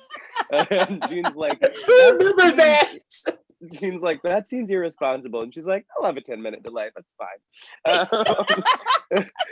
So I think there's a lot of casual places where she is fairly callous, but I think the sort of larger, like the things that end up being the larger universe altering things tend to just be Wanda trusted someone who told her that, who was a mentor figure to her, who told her they could help her, who told her whatever, and that person led her down a wrong, and oftentimes willfully led her down a wrong path. We'll get to some of the more emotional and less intentional ones later, but I think Wanda is too trusting in a lot of ways, and that does tend to be her downfall. Yeah. And she is a person who has superpowers. If you have superpowers, you're going to use them, and her powers work a particular way. And I might argue that the times that I listed here, at least, it turned out to be positive effect. Wiccan and Speed have gone on to help save the planet. Wonder Man, Hawkeye, that she resurrected, and Quicksilver have all gone on to do harmful things, But got better. also really helpful things too. Noelle and Regina, other thoughts from you guys? I think that resurrecting someone that is dead, while can be concerning, if you actually had the power to do it, and it's someone that you really care about, someone that maybe hasn't actually, it's not like she's resurrecting a supervillain. These are people that she loves, they're her friends, they're people that she has a strong connection to. I'd do it. Y'all don't want Well, me let's with address the superpowers. Krakoan elephant in the room. What? Like, Oh, Right. No, that's way different. That's No, totally it's different. not different. You're It's- bringing back people who are dead. No, who were One way or murdered. the other, They were murdered by Sometimes. humans. Dead. they're They were- dead. They One were way or the murdered other. by humans, They're gone. or Wanda. It's the same power. It's the power of creation. It's the power of rebirth. And she's doing it. So I don't think that in these specific instances that you've got listed here, that they were the wrong decision. It wasn't a supervillain decision. It wasn't I'm taking over the world. I'm going to bring back all these people, right? She's doing it out of love. Ultimately, she's doing it out of love. I'm fine with it. The biggest supervillain of all, love. Possibly true. Possibly true. Just saying. I'm on the same page about resurrecting people. Like, that happens a lot. Lots of heroes who come back from the dead. It's, it doesn't seem to get as scrutinized with them. The kids I have a little bit more of a problem with, because I understand that Wanda wanted kids, and Vision actually wanted kids too, even though he is a robot and understands that it's not possible. He actually encourages her to figure a way around it with her powers. And I think that's a lot of pressure on a person to have their spouse come to them and say, I want this thing that you can do for me. And we both want. So I feel like there was a lot of pressure on her from that and her own desire to have children. But at the same time, children are their own people. They don't exist to fulfill their parents. And so using your powers to bring beings into the world, you should be thinking more about them. And what parent are you going to be? How are you going to do that? What responsibility is it? And also, you're an Avenger, so maybe wait till things have settled down a little bit and their lives aren't going to be in danger. So the kids side, I have a lot more of an issue with than bringing heroes who are always putting their lives on the line back from the dead. Can you imagine? Also, Oh. well, there's, as far as so Doctor Strange keeps getting brought up because he tells her these children aren't real, but there's also that like long series of panels when he first earlier when the children are first born, where he assures her for so long, these children aren't fakies. This isn't your imagination. These children are real. And it was an earnest attempt to get someone to not retcon those kids. And it didn't work out. But like, she was also assured by this very same guy, like, oh, these are real kids. These are your kids.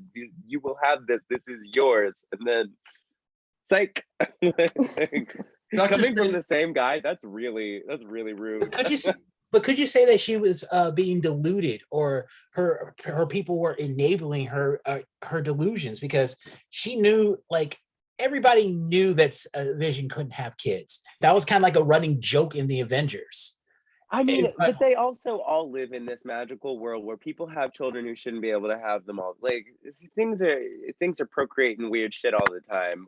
There are no rules in this universe. Doctor Strange and Mr. Fantastic, by the way, are the Professor X's of their individual industries.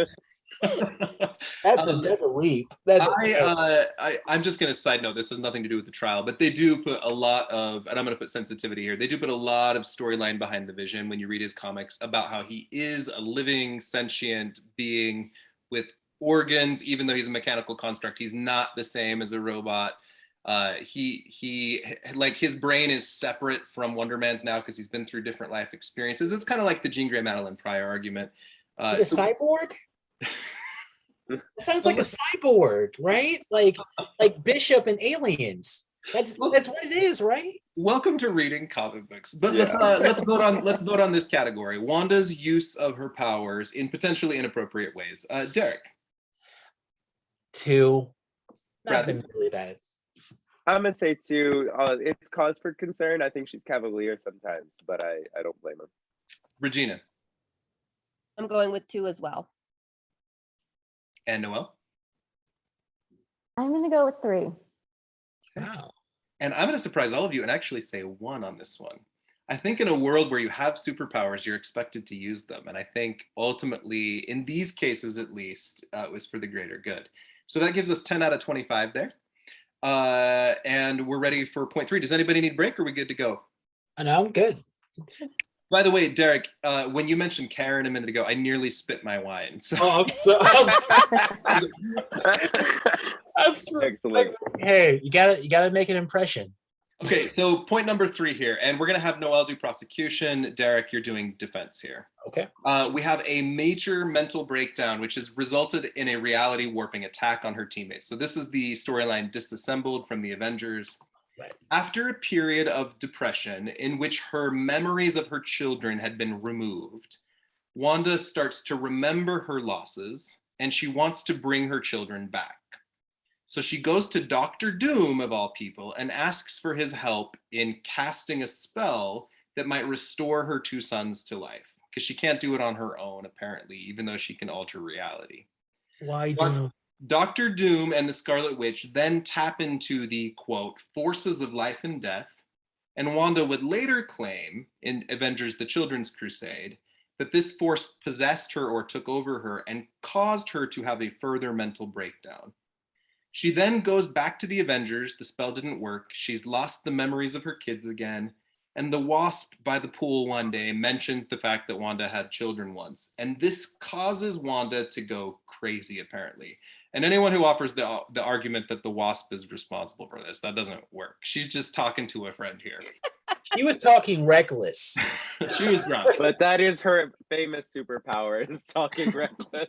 Mrs. Alex Summers. During this time of madness, there's a lot of events that took place, but I'm going to focus on the primary ones. Right. Wanda brought Jack of Hearts back to life, only to make him explode and destroy Avengers Mansion, which then killed Ant-Man, Scott Lang, although he later came back to life because Iron Lad pulled him out of the time stream.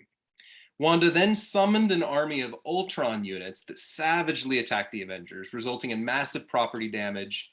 And in the ensuing chaos, She-Hulk was driven mad with rage and literally ripped the Vision in half, killing Wanda's once husband during a time when she's traumatized about losing her children. He was also already pretty bad, also because of Wanda. Yeah. She then summoned an armada of Kree warships that resulted in Hawkeye's death, though she later brought him back to life. So these battles resulted in huge property damage, certainly affected the lives of a lot of civilians, and it was maybe the biggest trauma, or in the top few of the Avengers in all of their history, frankly. How culpable is Wanda in her own breakdown, given the origins of the breakdown with her working with Doctor Doom and its subsequent results? Noelle. Okay. Dr. Doom, I'm going to run through real quick. Don't go to him. That's bad. Yeah. Just don't do that. And it is completely understandable that Wanda would be devastated to just randomly at the pool learn the truth about her past and about her children and being a mother and having that taken away. But her response was indiscriminate, excessive, and very violent. She didn't spend any time looking into who are the individuals actually responsible for her trauma, because there are people who are responsible for what happened. She just indiscriminately attacked all of the Avengers. So her shock and grief are not her fault, but using the powers that way, I think were. She killed other Avengers out of anger. And, you know, when she learned the news, she did have a choice at that point to stop and ask for help, to ask for explanations, to learn all of the truth, not just this one piece. And so find out who's responsible. And I mean, I gave her a 3 on the thing about the kids. So in a way, I look at it as a long-term effect of a choice that she made a long time ago. And so I think that it's on her, and this was a reprehensible action on Wanda's part. And Derek. I am speechless. By the prosecution. By the fact the prosecution wanted to hate on the Avengers Dark Phoenix moment. Wanda went big. Like, she found out her kids were gone. Like, and she acted like a mother. She wasn't thinking. Like, yes, yes. Going to Doctor Doom, that's a dumb moment. That's a bonehead moment. That's like going to the Kingpin asking for money with a very high interest loan. Yeah, it's bad. So, but she found out her kids were gone, and like, she killed a bunch of people, and that's, you know, for an Avenger, that's pretty par for the course. You know, like you said, Ant-Man, he got pulled out of the trying screen. He's fine. Hawkeye, he got brought back. He's fine. Yes, I admit She-Hulk did rip the Vision in half, but he's a robot. You can just bring him back. That's not hard. He's a synthezoid, but yes, he did come. What is the difference? But like, she was reacting. It was a knee-jerk reaction. It's aggravated assault. Slap her wrist, take away her powers for a while, and just say, be careful next time.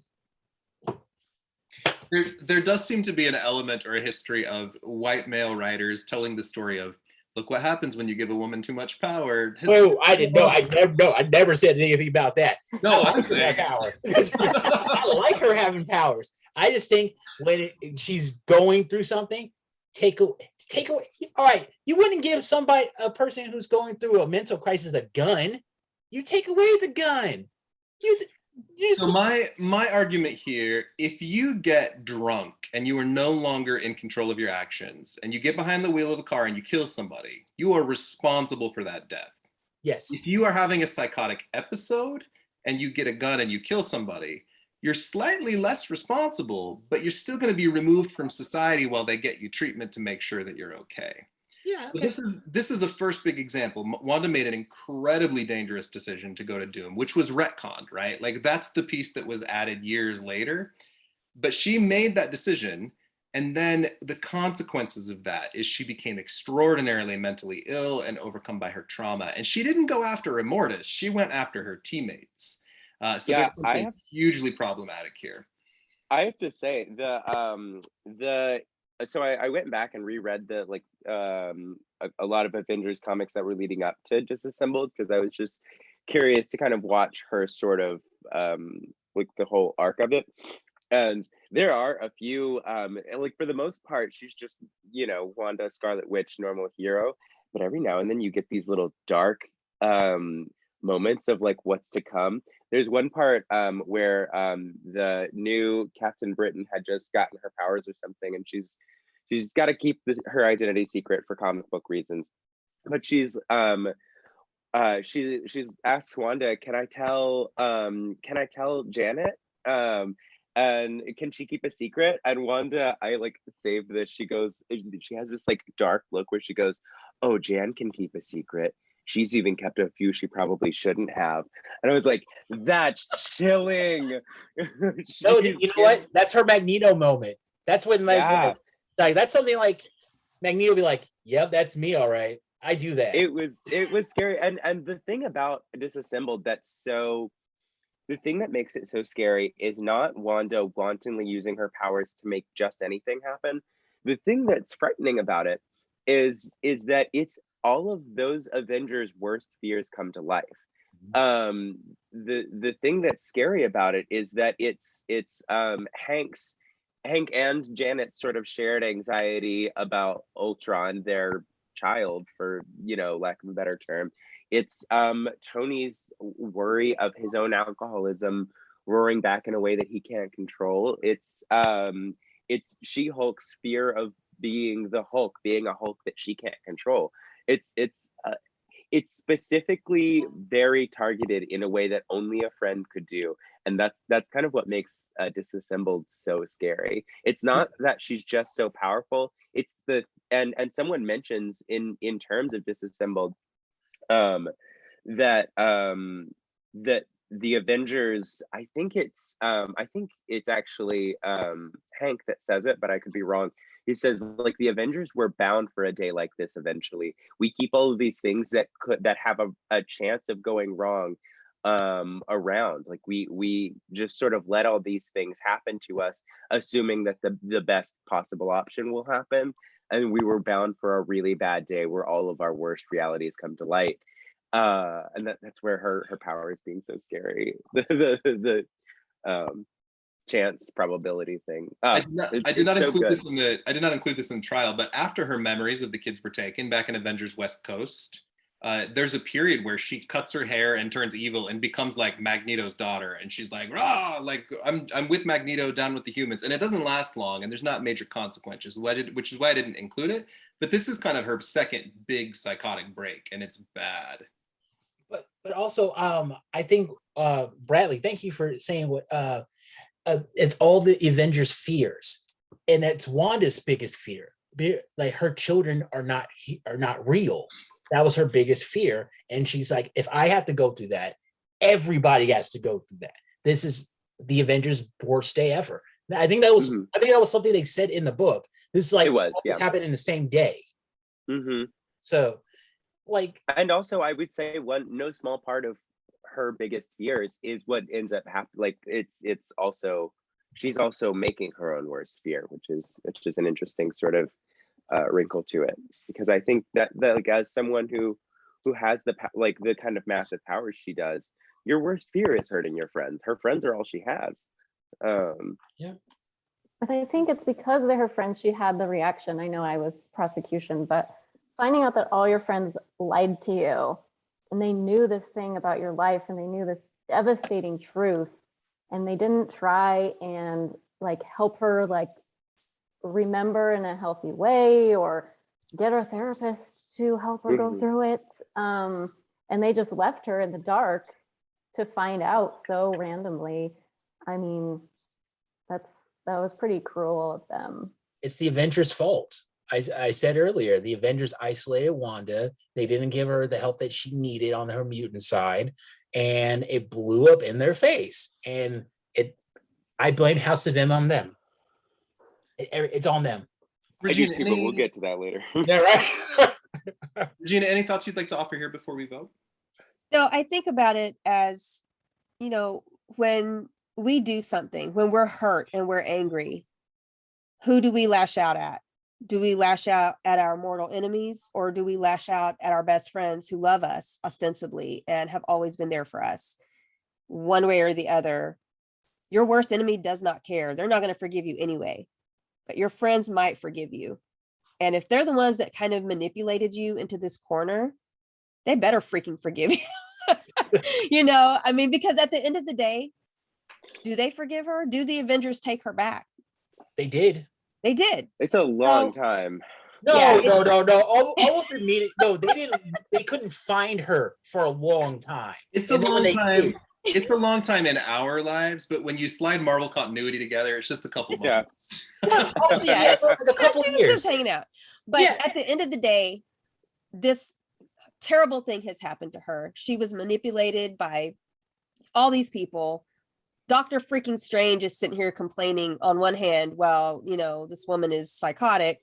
But on the other hand, he also said, no, your kids are totally there and they're real and it's fine. Like, come on, Strange. You have a lot of culpability with what's going on with Wanda, because you always like to stick your finger in the pie and then lick your finger and then stick it back in. And now everybody's going to have strep throat, because that's basically what's happening. Right? Bro, that's what that was. That son of a bitch. But this is what I mean. It's, when we're angry and we're hurt, we do terrible things to the people that we love. It's wrong. It's wrong. But at the end of the day, they're probably going to forgive us because they love us and they know that we were going through something, and they probably did something to contribute to what I'm going through.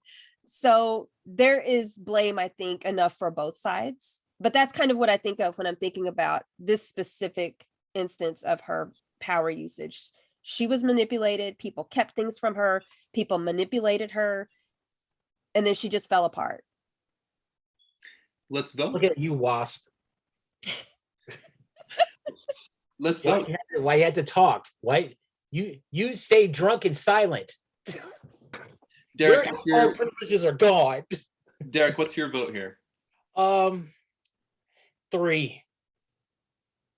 It was bad, but it wasn't like, it's the Avengers. They can handle it. Regina? Even though I'm very sympathetic, I think I'm going to give it a 4. That's fair. Bradley? It's between 3 and 4. I really do blame her for going to Doom. I'm gonna err on 3. She's a Karen. That's why she retconned it. Noelle? People died, so I'm going to go 4. But they all came back though. And We I'm going, did die. We did and I'm die. going to provide the counter argument, which we don't know for fact, but I'm going to say she went crazy, which I have a lot of compassion for, because again, I do trauma work as a therapist, but you're still responsible for your actions. And there's no telling me that she didn't go back and use her powers to rewrite reality to be less responsible after the fact. So I'm going 4 as well. Yeah. Which gives us a score of 18 out of 25. That's pretty big. Ooh, Hey. Wanda. I the compassionate one. Number 5, and these last 3 are compounding traumas. I know the last 4, frankly. But number 5 is all about what we call M Day in the comic books. So facing up, oh no, I'm sorry, I totally skipped ahead. The next one is House of M. M Day comes next. So number 4. Facing up to everything that she did during this disassembled event, Wanda then, in her psychosis, envisions a world in which Magneto has everything that he's ever wanted, and in which she could be a mother to her children without all of the trauma in her life. The Avengers didn't hurt me. I just stayed with Magneto and everything went great. And so she uses this enhanced power to rewrite reality, effectively changing the entire planet and its history. So as you look at this, we see this bizarre parallel world, which is still our Earth. It's not actually an alternate Earth, where people had different roles, different families, children no longer existed. Some people were villains, some people were back to life. And Wanda lived in her private little castle with her kids while Magneto ruled, and everything went to chaos. And because of Layla Miller and other things that happened, the heroes eventually restore reality around them, and they kind of force Wanda into a corner where she has to change things. Now, in the end, Magneto lashes out and kills Quicksilver. Wanda brings him back to life. So that's notable in just a minute. how culpable is Wanda in this trauma that she experiences and that influences the reality that she reacts on a global level? And I think most of the characters still have their memories from House of M. I think that's part of canon. I actually don't remember. I can't. Except Wolverine, he can't remember his whole life again because Well, at the end of this, he said he can remember everything, and now he can't remember anything anymore. After House of M, Wolverine got all his memories back. Hawkeye was brought back to life. A lot of things happened. So let's hear Derek on. I'm sorry, Bradley on prosecution and Regina on defense. Oh, prosecution judge. Oh, okay, Patrick is what I was. I wrote Patrick because he was in the original. Mhm. My apologies. Bradley, please go ahead. Okay, so oh, I wasn't prepared. So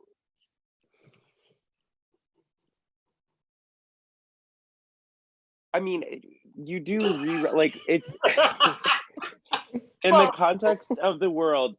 She did rewrite everyone's history in basically in no uncertain terms. She's only sort of aware of it when Doctor Strange talks to her, but she does specifically put them in their ideal lives with just the purpose of leave me alone, get out of my face, and it does take the fairly grim like sacrifice of Charles Xavier in this fake world for her to keep the whole thing up and running, and that's bad. And yeah, you don't get to rewrite the whole world because you want to. Like it's just not how. You can't do that.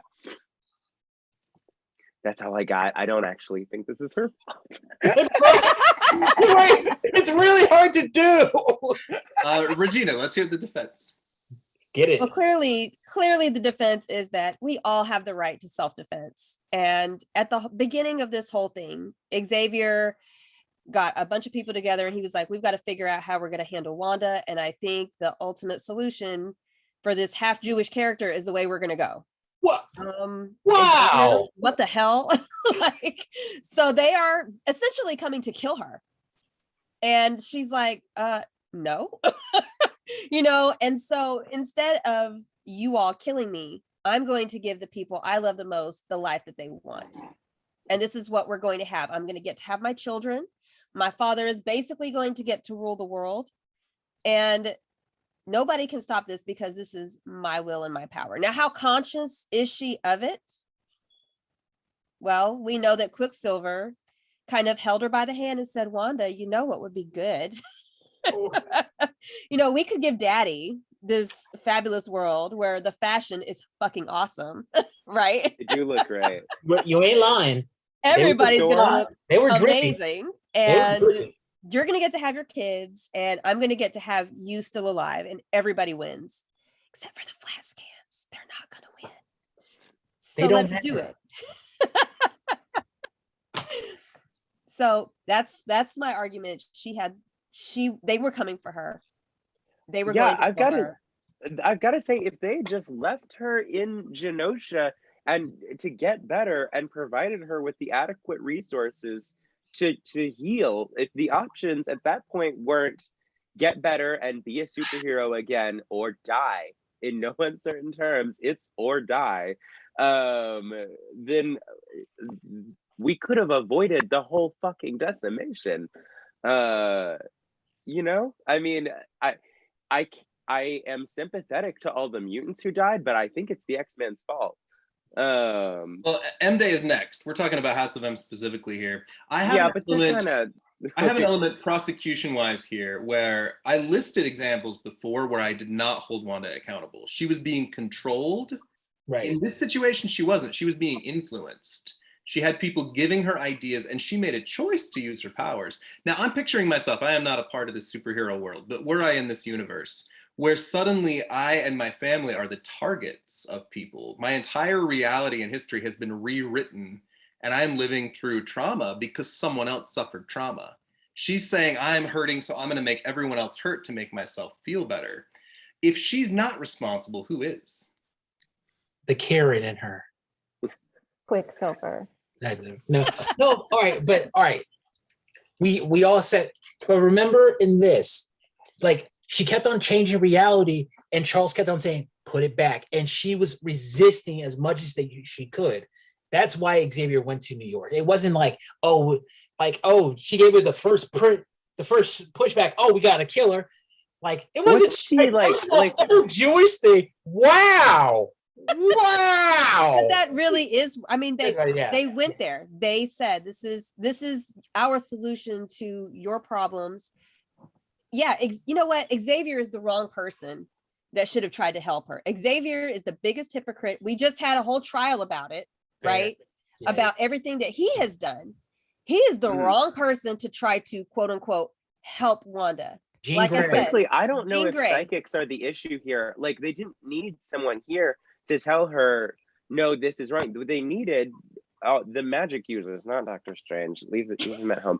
They needed Dr. Voodoo. I mean, like everybody else is evil. I mean, like you can't trust Strange. You can't trust Agatha. You can't go to Doom. No one wants to go to Doom. Like he's the Was Dr. worst. Voodoo alive at that time? I think he was. And but that's not his. Is that his? I thought he does magic is treated like science in this universe. Oh, you okay. don't have specialties. All right. I'm just trying to put out options. Like there is a lot of evil magic users in the Marvel universe. I sympathize with Wanda and her trauma, and I would help her if I could, but I also think she's fully responsible here. They should have taken away her powers. They didn't have to kill her. No. I just die. I can't get past the it was a direct response to that they were coming to probably end her life. And that was before all the decimation stuff. Like they were coming, like she was in danger. But it was after disassembled. She just murdered people. True. Yeah, they got better. the Avengers weren't together anymore. That's how big I'm it gonna was. say this. Sorry. Quicksilver, I think, does bear some of the culpability because of the way he was specifically influencing her. Because he didn't have to say what he said. He didn't have to try to push this idea. You know what? You can make everything for everyone that we love better. All she had to do was twist it just a little bit so that they didn't want to kill her. That's all she had to do. And instead, she created, but the fashion that we got out of it, I think, was kind of worth it. I love it's great storytelling. I'm not even lying. I mean, that love triangle between Namor, Black Panther, and Storm was chef's kiss. What were you gonna say? I was gonna say I have to wonder. They're trying to decide whether or not they're going to kill her, but she just wrote the entire world. Could they have even killed her, like if they wanted to? And could that not have? She was going to Yeah, them. they can kill her. It's easy. Well, no, not is easy. It? The thing is, she rewrote the whole world. If they show up in a room, I don't know. The thing is, same thing like could have happened. She had decided to let them. Like that conversation that she and Quicksilver had, she was like, she said, "I'm not going to fight them when they come for me. I'm not going to fight back. I'm just going to let it happen. Whatever." Yeah, that is true. But, and I think she was in a really broken spot. Like this is probably the one that most made me think of like not guilty by reason of insanity. Right. She was in a really broken spot. Like I love and hate that term. I used to work in a place where there were people who were deemed not guilty by reason of insanity, and the things that they did were horrible, much worse than this particular instance. But they're not guilty. They're not living the rest of their life in prison, spending their life in prison or facing the death sentence. And I think that Wanda was in a really broken spot, and the influence from her brother, probably the most important person in the world to her, was enough to push her to do something. And so I, in this one, am really hesitant to put the blame on Wanda. My final argument in her defense this time, there's a difference between first and second degree murder. First is I planned to do this and I did it. Second is it was a circumstance that I didn't control and I didn't realize the consequences. So let's vote. I'd also like to say one more thing before we vote. This isn't this isn't for or against, but let's just say I know there aren't that many places that you can find that aren't populated. But the best recovery spot isn't the dead mutant city that's still like war Right. torn and disgusting. Like these buildings aren't even held together. Why? Why did You we can do fix that? it with your That's magic not where, powers. that's not well, she tries that later. That's not where you get better. No, That but was a terrible idea. but also this is why I say either like I think Quicksilver jumped the gun. He thought they were gonna kill her. They could have just been taking away her powers, or they called the wrong X-Men team. Call TJ. Would call Nocturne. It would have been fixed everything. All she Okay, would The have problem is they didn't want to heal her. They didn't want to help her. That like two of them did. I think Wasp and Miss Cap. Marvel, now Captain Marvel, say I need to talk to her before we make a decision. But they were going there with the absolute intent to kill. Okay. So Bradley, your score. 2. Regina? I hate to do this. I really do. I'm going to give it a 4. Derek?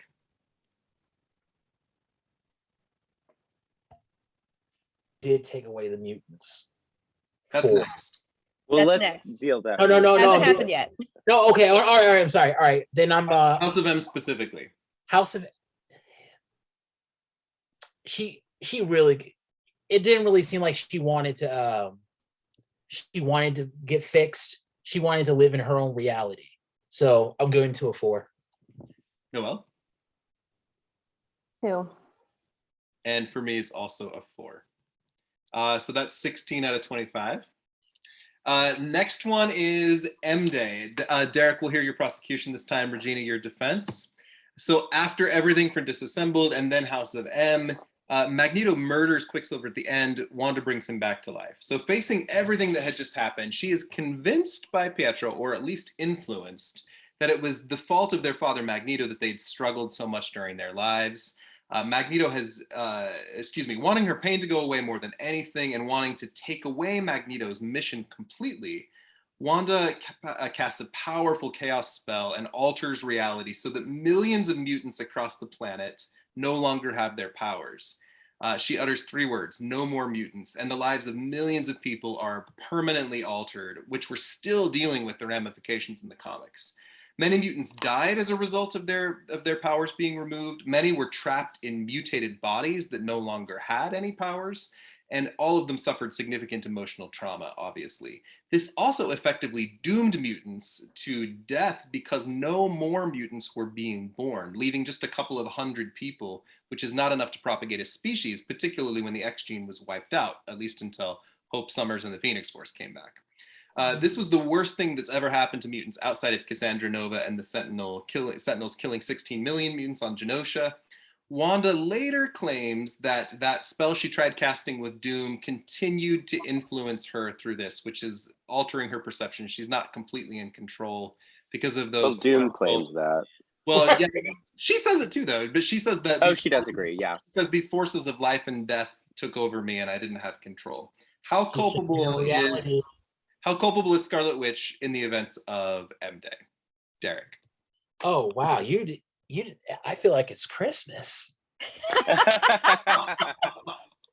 Okay, where do I begin? Let's start from the top. She said Quicksilver told Wanda that Magneto is the cause of all the hardship in their lives. I call bullshit. They didn't meet he didn't meet them till they were adults, and he saved their lives. And then they didn't even know they were his kids till they were like adults. Quicksilver had a whole ass kid before he found out Magneto was his dad. So, and all of a sudden, it's his fault. Get your head out of your ass. All right. As far as mutants takeaways, that was petty. She took out her aggression at her brother, who really kind of, let's say what it is, raped her mentally. Sorry, I know nobody likes the hard R word, but that's exactly what he did. He manipulated her and then she took it out on the mutant community, which now we had to get the cause. We had to get afterwards. We had to deal with Bishop killing Xavier, Hope Summers being born, and had to deal with more Mystique bullshit. Sorry. and as far as the worst thing to have, it's pretty bad. Cassandra Nova, at least we knew where she stood. We thought we thought Wanda was our friend. We didn't do nothing to her. And then we had to deal with it. Then Schism happened. You know what happened with that? Wolverine and Cyclops had a falling out just because Wolverine doesn't know the difference that not every 14-year-old girl is not Kitty Pryde. And then we had to deal with Avengers versus X-Men and that propaganda machine. Sorry, I'm just going to go on our whole thing now. I want to see what you're like on Christmas now. No, but I understand that Wanda was manipulated, but she took out all her anger on people who couldn't fight back, who had nothing to do with what was going on with her. She got people killed. She created, the new X-Men. Remember those kids? 42 kids were bombed out because of William Stryker. The Avengers weren't there. I don't see Wanda saying, "I'm sorry for what happened to those children." The defense would like to object because Stryker did what he was doing because of his own volition, and Scarlet Witch had nothing to do with that. He took advantage of the Nimrod. Let's go ahead and hear the defense, Regina. Go ahead. Oh, sorry. God, this is hard because Wanda girl. The truth. Well, we have, again, this is part of the continuing victimization of Scarlet Witch. So she's done all of these things. People have manipulated her. Her best friends have manipulated her. Her enemies have manipulated her. People are manipulating her genetic origins. She's lost her children. She's lost her friends. She's tried to give her father something wonderful. What does he do? Look a gift horse in the mouth. And now her brother is dead. Prosecution objects because Magneto. Just a minute, Jack. Let's let her finish first. I'm sorry, Gina. So she's re-losing everything that she's already lost and compounding that with the loss of her brother. So what does she do? She tries to mitigate it. She's like, you know what? The problem is because of all these people that have these powers. I'm going to end that problem. We don't have to worry about it anymore. It's gone. Dust. That's terrifying. Do I believe that? Maybe not. So there's a huge amount of overcompensation here. With House of M, we see her saying, Magneto was right. Let's give him everything he wanted. And when that didn't work, she says, fuck Magneto. Let's take away everything he ever wanted. And then she somehow alters reality so he's never her dad in the first place. I think it's almost like she sees people as collateral. Like, my trauma is more important than any of your lives, and fuck all of y'all. Now, she did give Richter his powers back at one point. So she has the power to restore mutant abilities, but she hasn't done it on a wider scale. And Jamie Madrox. Yeah. Oh, yeah. Mm-hmm. Mm-hmm. Oh, God. But we have to remember, she did that and she never said she was sorry. She never said she regretted it. She has. I think over and over. Oh, yeah. Okay. All right. Her follow-up actions have been very pointed towards, I made a huge fucking mistake and I want to fix it. And she has continuously been trying. Empire. Particularly in this. Well, we're going to get to Empire. We're going to get to Empire. Particularly with the series Uncanny Avengers by Rick Remender, and in the Scarlet Witch series, we see her expressing a lot of remorse, but it doesn't make her less culpable because a lot of people are still dead and depowered. What are some of your thoughts? I got nothing this time for my Wanda. And then Bradley, you were going to add some stuff. Oh, I will say, so we'll leave off Empire until later, but I do think the closing remarks of it are sort of prescient here. As far as remorse is concerned, is was, I had it open a minute ago, was that basically your responsibility once you've wronged someone is to live with, hold on, let's see, okay. It ends how it ends, it's done, and then you get on with it and keep living. Unless, of course, you can't live with it. Unless, of course, you won't. Which I think is, she does feel a lot of remorse. She does, for this, which is unequivocally her fault. I do blame the Avengers and the X-Men for M-Day, and then indirectly, or for House of M, and then indirectly M-Day. But this is her decision. She does do it, regardless of anyone else. But as far as remorse, she suffers a lot as a result of it. And in no uncertain terms, in House of M, very directly after that, she starts feeling very bad. But it is something she does. In order to make her a superhero after this event, writers had to either make a supervillain responsible for her choices, which they attempted, or they had to see her take full responsibility for her actions, which they tried to do. But then we'll get into Empire next when we add it all together. So let's vote on Decimation, on M-Day itself. Derek.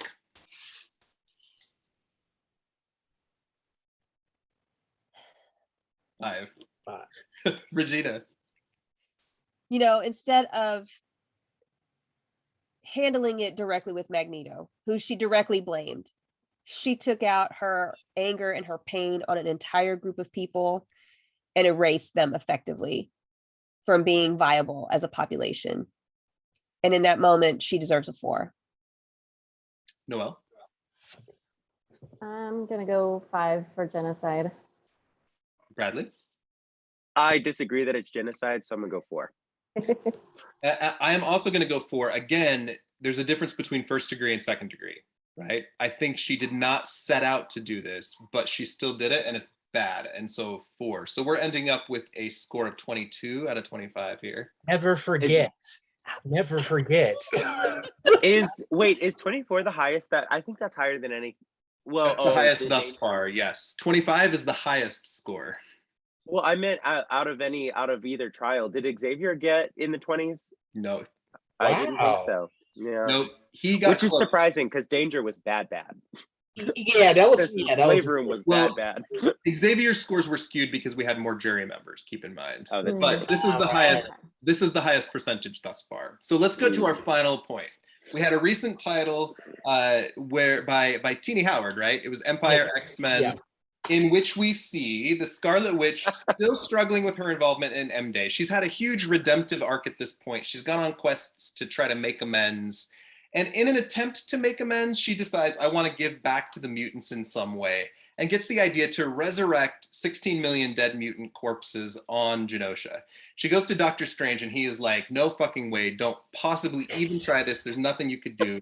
And she doesn't listen. And so she spends months gathering resources in order to cast a massive resurrection spell, drawing upon forces way beyond her. She casts it with good intentions, but then all of the mutants come back as zombies.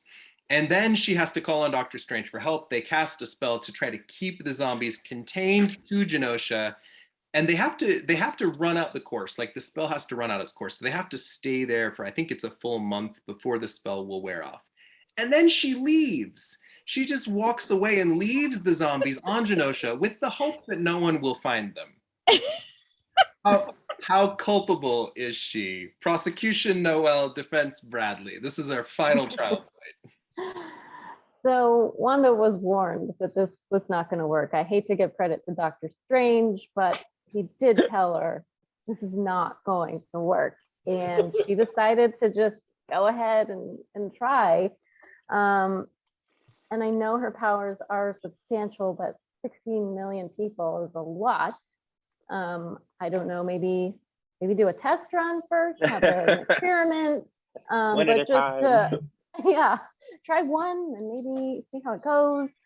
But just to unleash this was pretty irresponsible, especially considering she had warning. If she'd tried without consulting anyone, then she did change the whole world, so it doesn't seem impossible that she could do this, but she did have warning that it's not going to happen. And she's working for her redemption, but she ends up hurting. I mean, it seems like the zombies who came to undeadness, they were thinking, they felt things, they understood what they were at that time. And how traumatic is that? Like, you're dead, you're done, like, and then you get brought back as a zombie and have to be aware of that fact.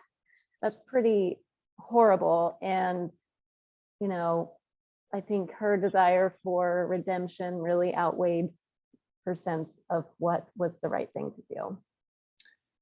Bradley? So here's something I keep getting stuck on, and I don't remember it addressed in Empire. I know the mutants are pretty secretive about the resurrection protocols. To my knowledge, Wanda isn't aware of them. She's not. Maybe that secretiveness kind of bit everyone in the ass here, because the fact is, we have a way of bringing a lot of people back now, but she didn't know that. Like, she's trying to do something that that the only thing she could think of in the moment that might make amends for that. I just think it's interesting that if, I don't know, if we shared with, say, a small group of trusted, I understand the like not sharing with the world at large what's going on with the resurrection protocols because of security and stuff, but I think it might have been prescient information here before she attempted to bring a lot of people back to life, that, oh, we actually can bring people back to life, and you don't even have to do that. Just chill, don't do it. But I will say, like, I understand where she was coming from. It was ill-informed. I sort of dislike Doctor Strange's attitude through the whole issue of you dumb bitch, because I don't know, she was a person who's done a lot of wrong in her lifetime and was trying to make it right, and this wasn't even a wrong that she did, but she was trying to I don't know, give something back or do something with the power that she had, rather than just getting back to superheroics as normal. Like I don't know. The way she went about it was wrong, but I understand where you're coming from, girl. I do think we have to give her some points for intention. I think her intentions were good, but at a particular point, if you pick up a loaded gun and you say, I didn't realize it would go off, and you hurt somebody, disassembled. And then you pick up a loaded gun and you say, I didn't realize it would hurt anybody, House of M. And then you pick up a loaded gun and then M Day happens. And then you pick up the goddamn fucking gun a fourth time and you create an island full of zombies. Oh, like, learn your lesson, girl. What's wrong here? If you are a super powerful being, you are responsible for those powers. And we talked about that with Professor X. If you've got these abilities, it is your responsibility to learn how to manage them, no matter what the systems working against you are. So just the fact that it's stacked up this high is what makes me crazy. But again, who amongst us hasn't left an island full of zombies unattended for a little while? Oh, like, I'm alone here. I blame Wanda for this because she almost made a Marvel zombie event. No. And that would be so fun. No. For me. No. No, this is not Resident Evil. This isn't 28 days later. This would end badly for everybody. No, but I understand where she was coming from, but the fact that Doctor Strange told her no, and I feel like, yes, he was a dick, but the way I read it, he was like, I told you not to do this, and you do it anyway. No, everyone told her not to push the button, and she chose to push the button. Yeah, so I don't listen to me because I'm only the Sorcerer Supreme. I only know how to handle all this, but no, you're the Scarlet Witch. He needs to work on his messaging. No, but hey, he is the Sorcerer Supreme, though. That is this title. Well, different continuity. Doctor Strange has done similar things against others will what use at times.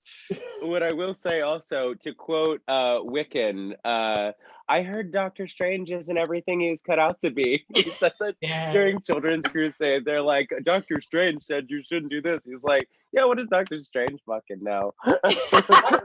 Okay, so let's lifts. Like let's vote on Genosian zombies. Noelle. I'm gonna go with 2. Bradley. I'm gonna go with 3. The intention was there, and there's a chance it could have worked out. Doctor Strange doesn't always know what he's talking about. Derek. I'm going with a 3, kind of where Bradley was, but the fact is she swung and missed. It would have been okay if she would have made if she were successful, but she lost. She fell on her face, and I kind of feel like Doctor Strange was kind of owed, like, I told you not to do. It's kind of like putting your finger in when you're a kid and you put your finger in the light socket and your parents tell you not to, but you do it anyway. And then, like, yeah, you learn not to do that again, huh? Regina. You know, Doctor Strange tells Wanda that she needs to do something to right her wrongs. That's what she's trying to do. He doesn't try to help her. You know, he doesn't try to say, you know, Wanda, I know that you're trying and we need to figure something out. Let's make an appointment next week for Thursday. Let's have some tea and let's talk this out and let's figure out what you can do. Let's get Xavier on the line. Let's get Emma Frost on the line. Let's see what mutants would like you to do as part of, you know, you giving back and trying. You can't ever make up for what you've done, but this is your penance. What is your penance going to be? Because obviously Wanda cannot sleep, right? She wakes up in a cold sweat every night. She's thinking about this, and what she's done really is weighing on her. She has helped the mutants over and over and over. She tried to help Hope. You know, she was friendly with Teen Jean. Like, she's trying. She's trying. I'm going to give her a 1. This is an interesting development for me. When I started this, I had this at a 5 because she should know better, but I'm going to give her a 3. You guys persuaded me otherwise. Which gives us a total score of 12 here, which is the lowest one I did. Nice. Yeah, once again, I think transparency about the resurrection protocols might have done everybody a lot of good. Yeah, of course. Professor X at the end of the trial, when we took his total score, we rated him 69% an asshole. Wanda has a total score of 87 out of 125, which gives us a percentage of 69% an asshole. Ooh, 2% higher than Xavier. No, it's the same. It's the exact same number. Oh, I thought you said it was 67. No, they were both at 16%.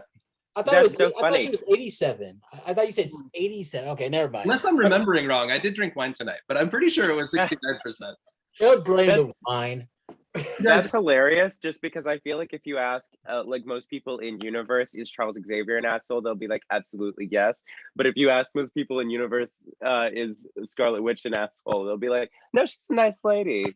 I mean, we don't need to do a long comparison, but Professor X did some shitty things, but Wanda affected shit on a global scale. It's a very large scale. Yeah. What an absolute esteemed pleasure to spend this afternoon with 4 people that I love and respect, and just to nerd out and have fun together. We are a room full of educated adults and parents, and I so much love that we've done this afternoon. Let's check in briefly in conclusion here. How have your perspectives on the Scarlet Witch changed today? And then second question, where can people find you online, and what's coming up with your work or podcast that we should be excited about? Derek, go first. Yeah, Wanda, this really changed my perception of Wanda. I more so now blame the Avengers. I now see the Avengers, they ain't shit. Never, nope, they should not be dealing with mutant children. You're just saying. No, I'm working on some X-Men reviews. I'm really going into the Inferno Trial of Magneto, even though Trial of Magneto right now is so trash. It's so trash. So trash. But yeah, I'm on 1407 Gray Malkin on YouTube, the sister channel, I guess.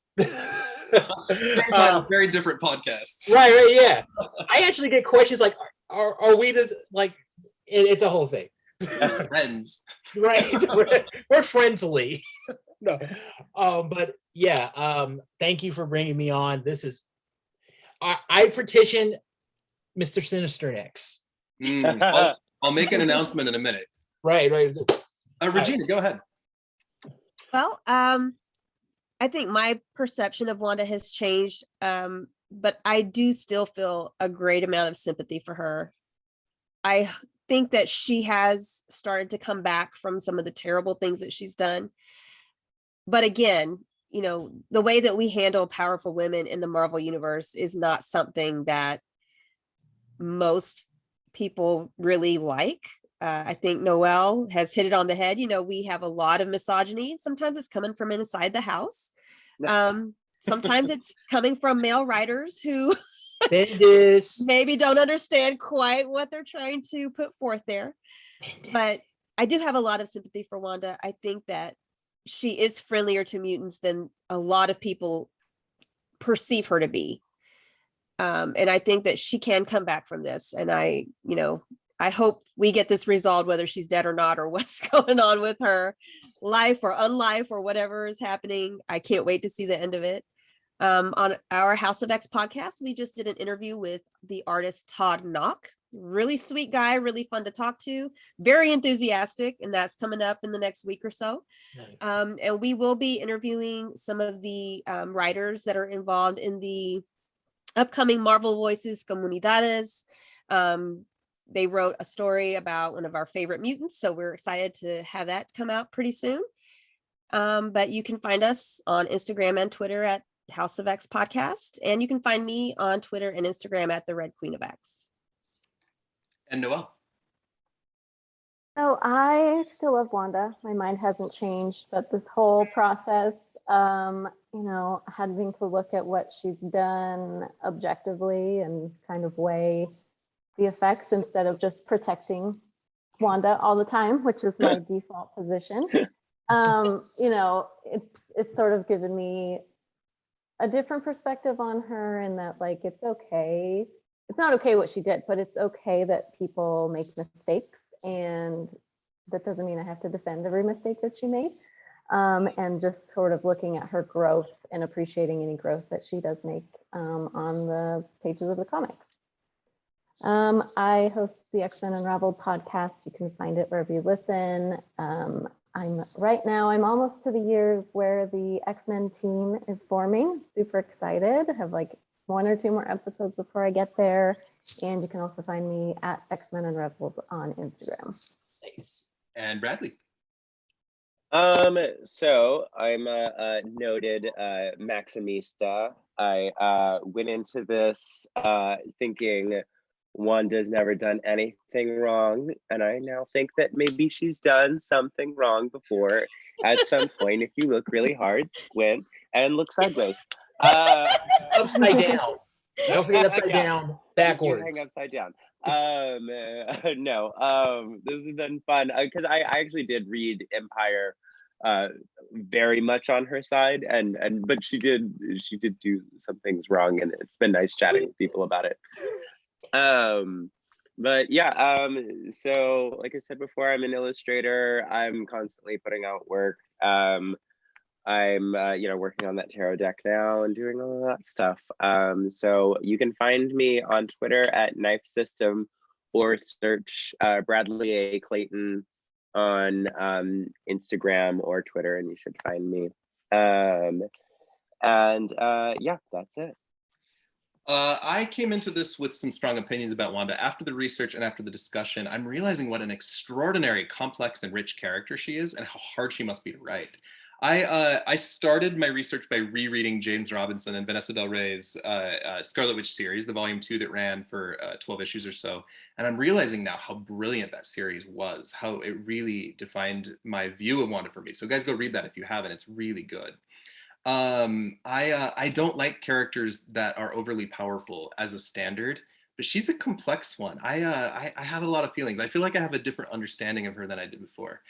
So what a fun, beautiful way to have spent a Sunday afternoon. On Graymalkin Lane, we have some really fun things coming up. We're reviewing, Roy Thomas is taking over from Stan Lee. So we start with X-Men 20, which will be the issue after this. We've got Anthony Oliveira on, which is so much fun. in our last two recordings, which I recorded before this, I laughed my ass off in both, which is my favorite thing about doing the podcast is I just get to laugh and have a good time. We've got some really fun things. And in about 6 weeks, we're trying to space the trials out a little bit. It's kind of a special thing we're doing. We're going to be doing the trial of Henry McCoy. Whoa. Wow. We're sticking That is not with looking good characters right now. We're sticking with He's a good characters from the lawyer. original run, but we're going to have we have a lot of things to say on Grey Malkin about the Beast already, so it's going to be a great time. You Put him in jail. You can find Grey Malkin on Twitter at Grey Malkin P, like P like podcast, or just on Instagram under Grey Malkin P. I have a lot of commentary going on there, and I'm easy to chat with, so find me anytime. You guys, I had so much fun this afternoon, and we still ran 2.5 hours, even with 2 less people. Thank you for spending your day with me. We had a great time. Have a beautiful Sunday, and we'll see you guys really soon. All right, bye. Okay? Bye. Bye, everybody. Bye.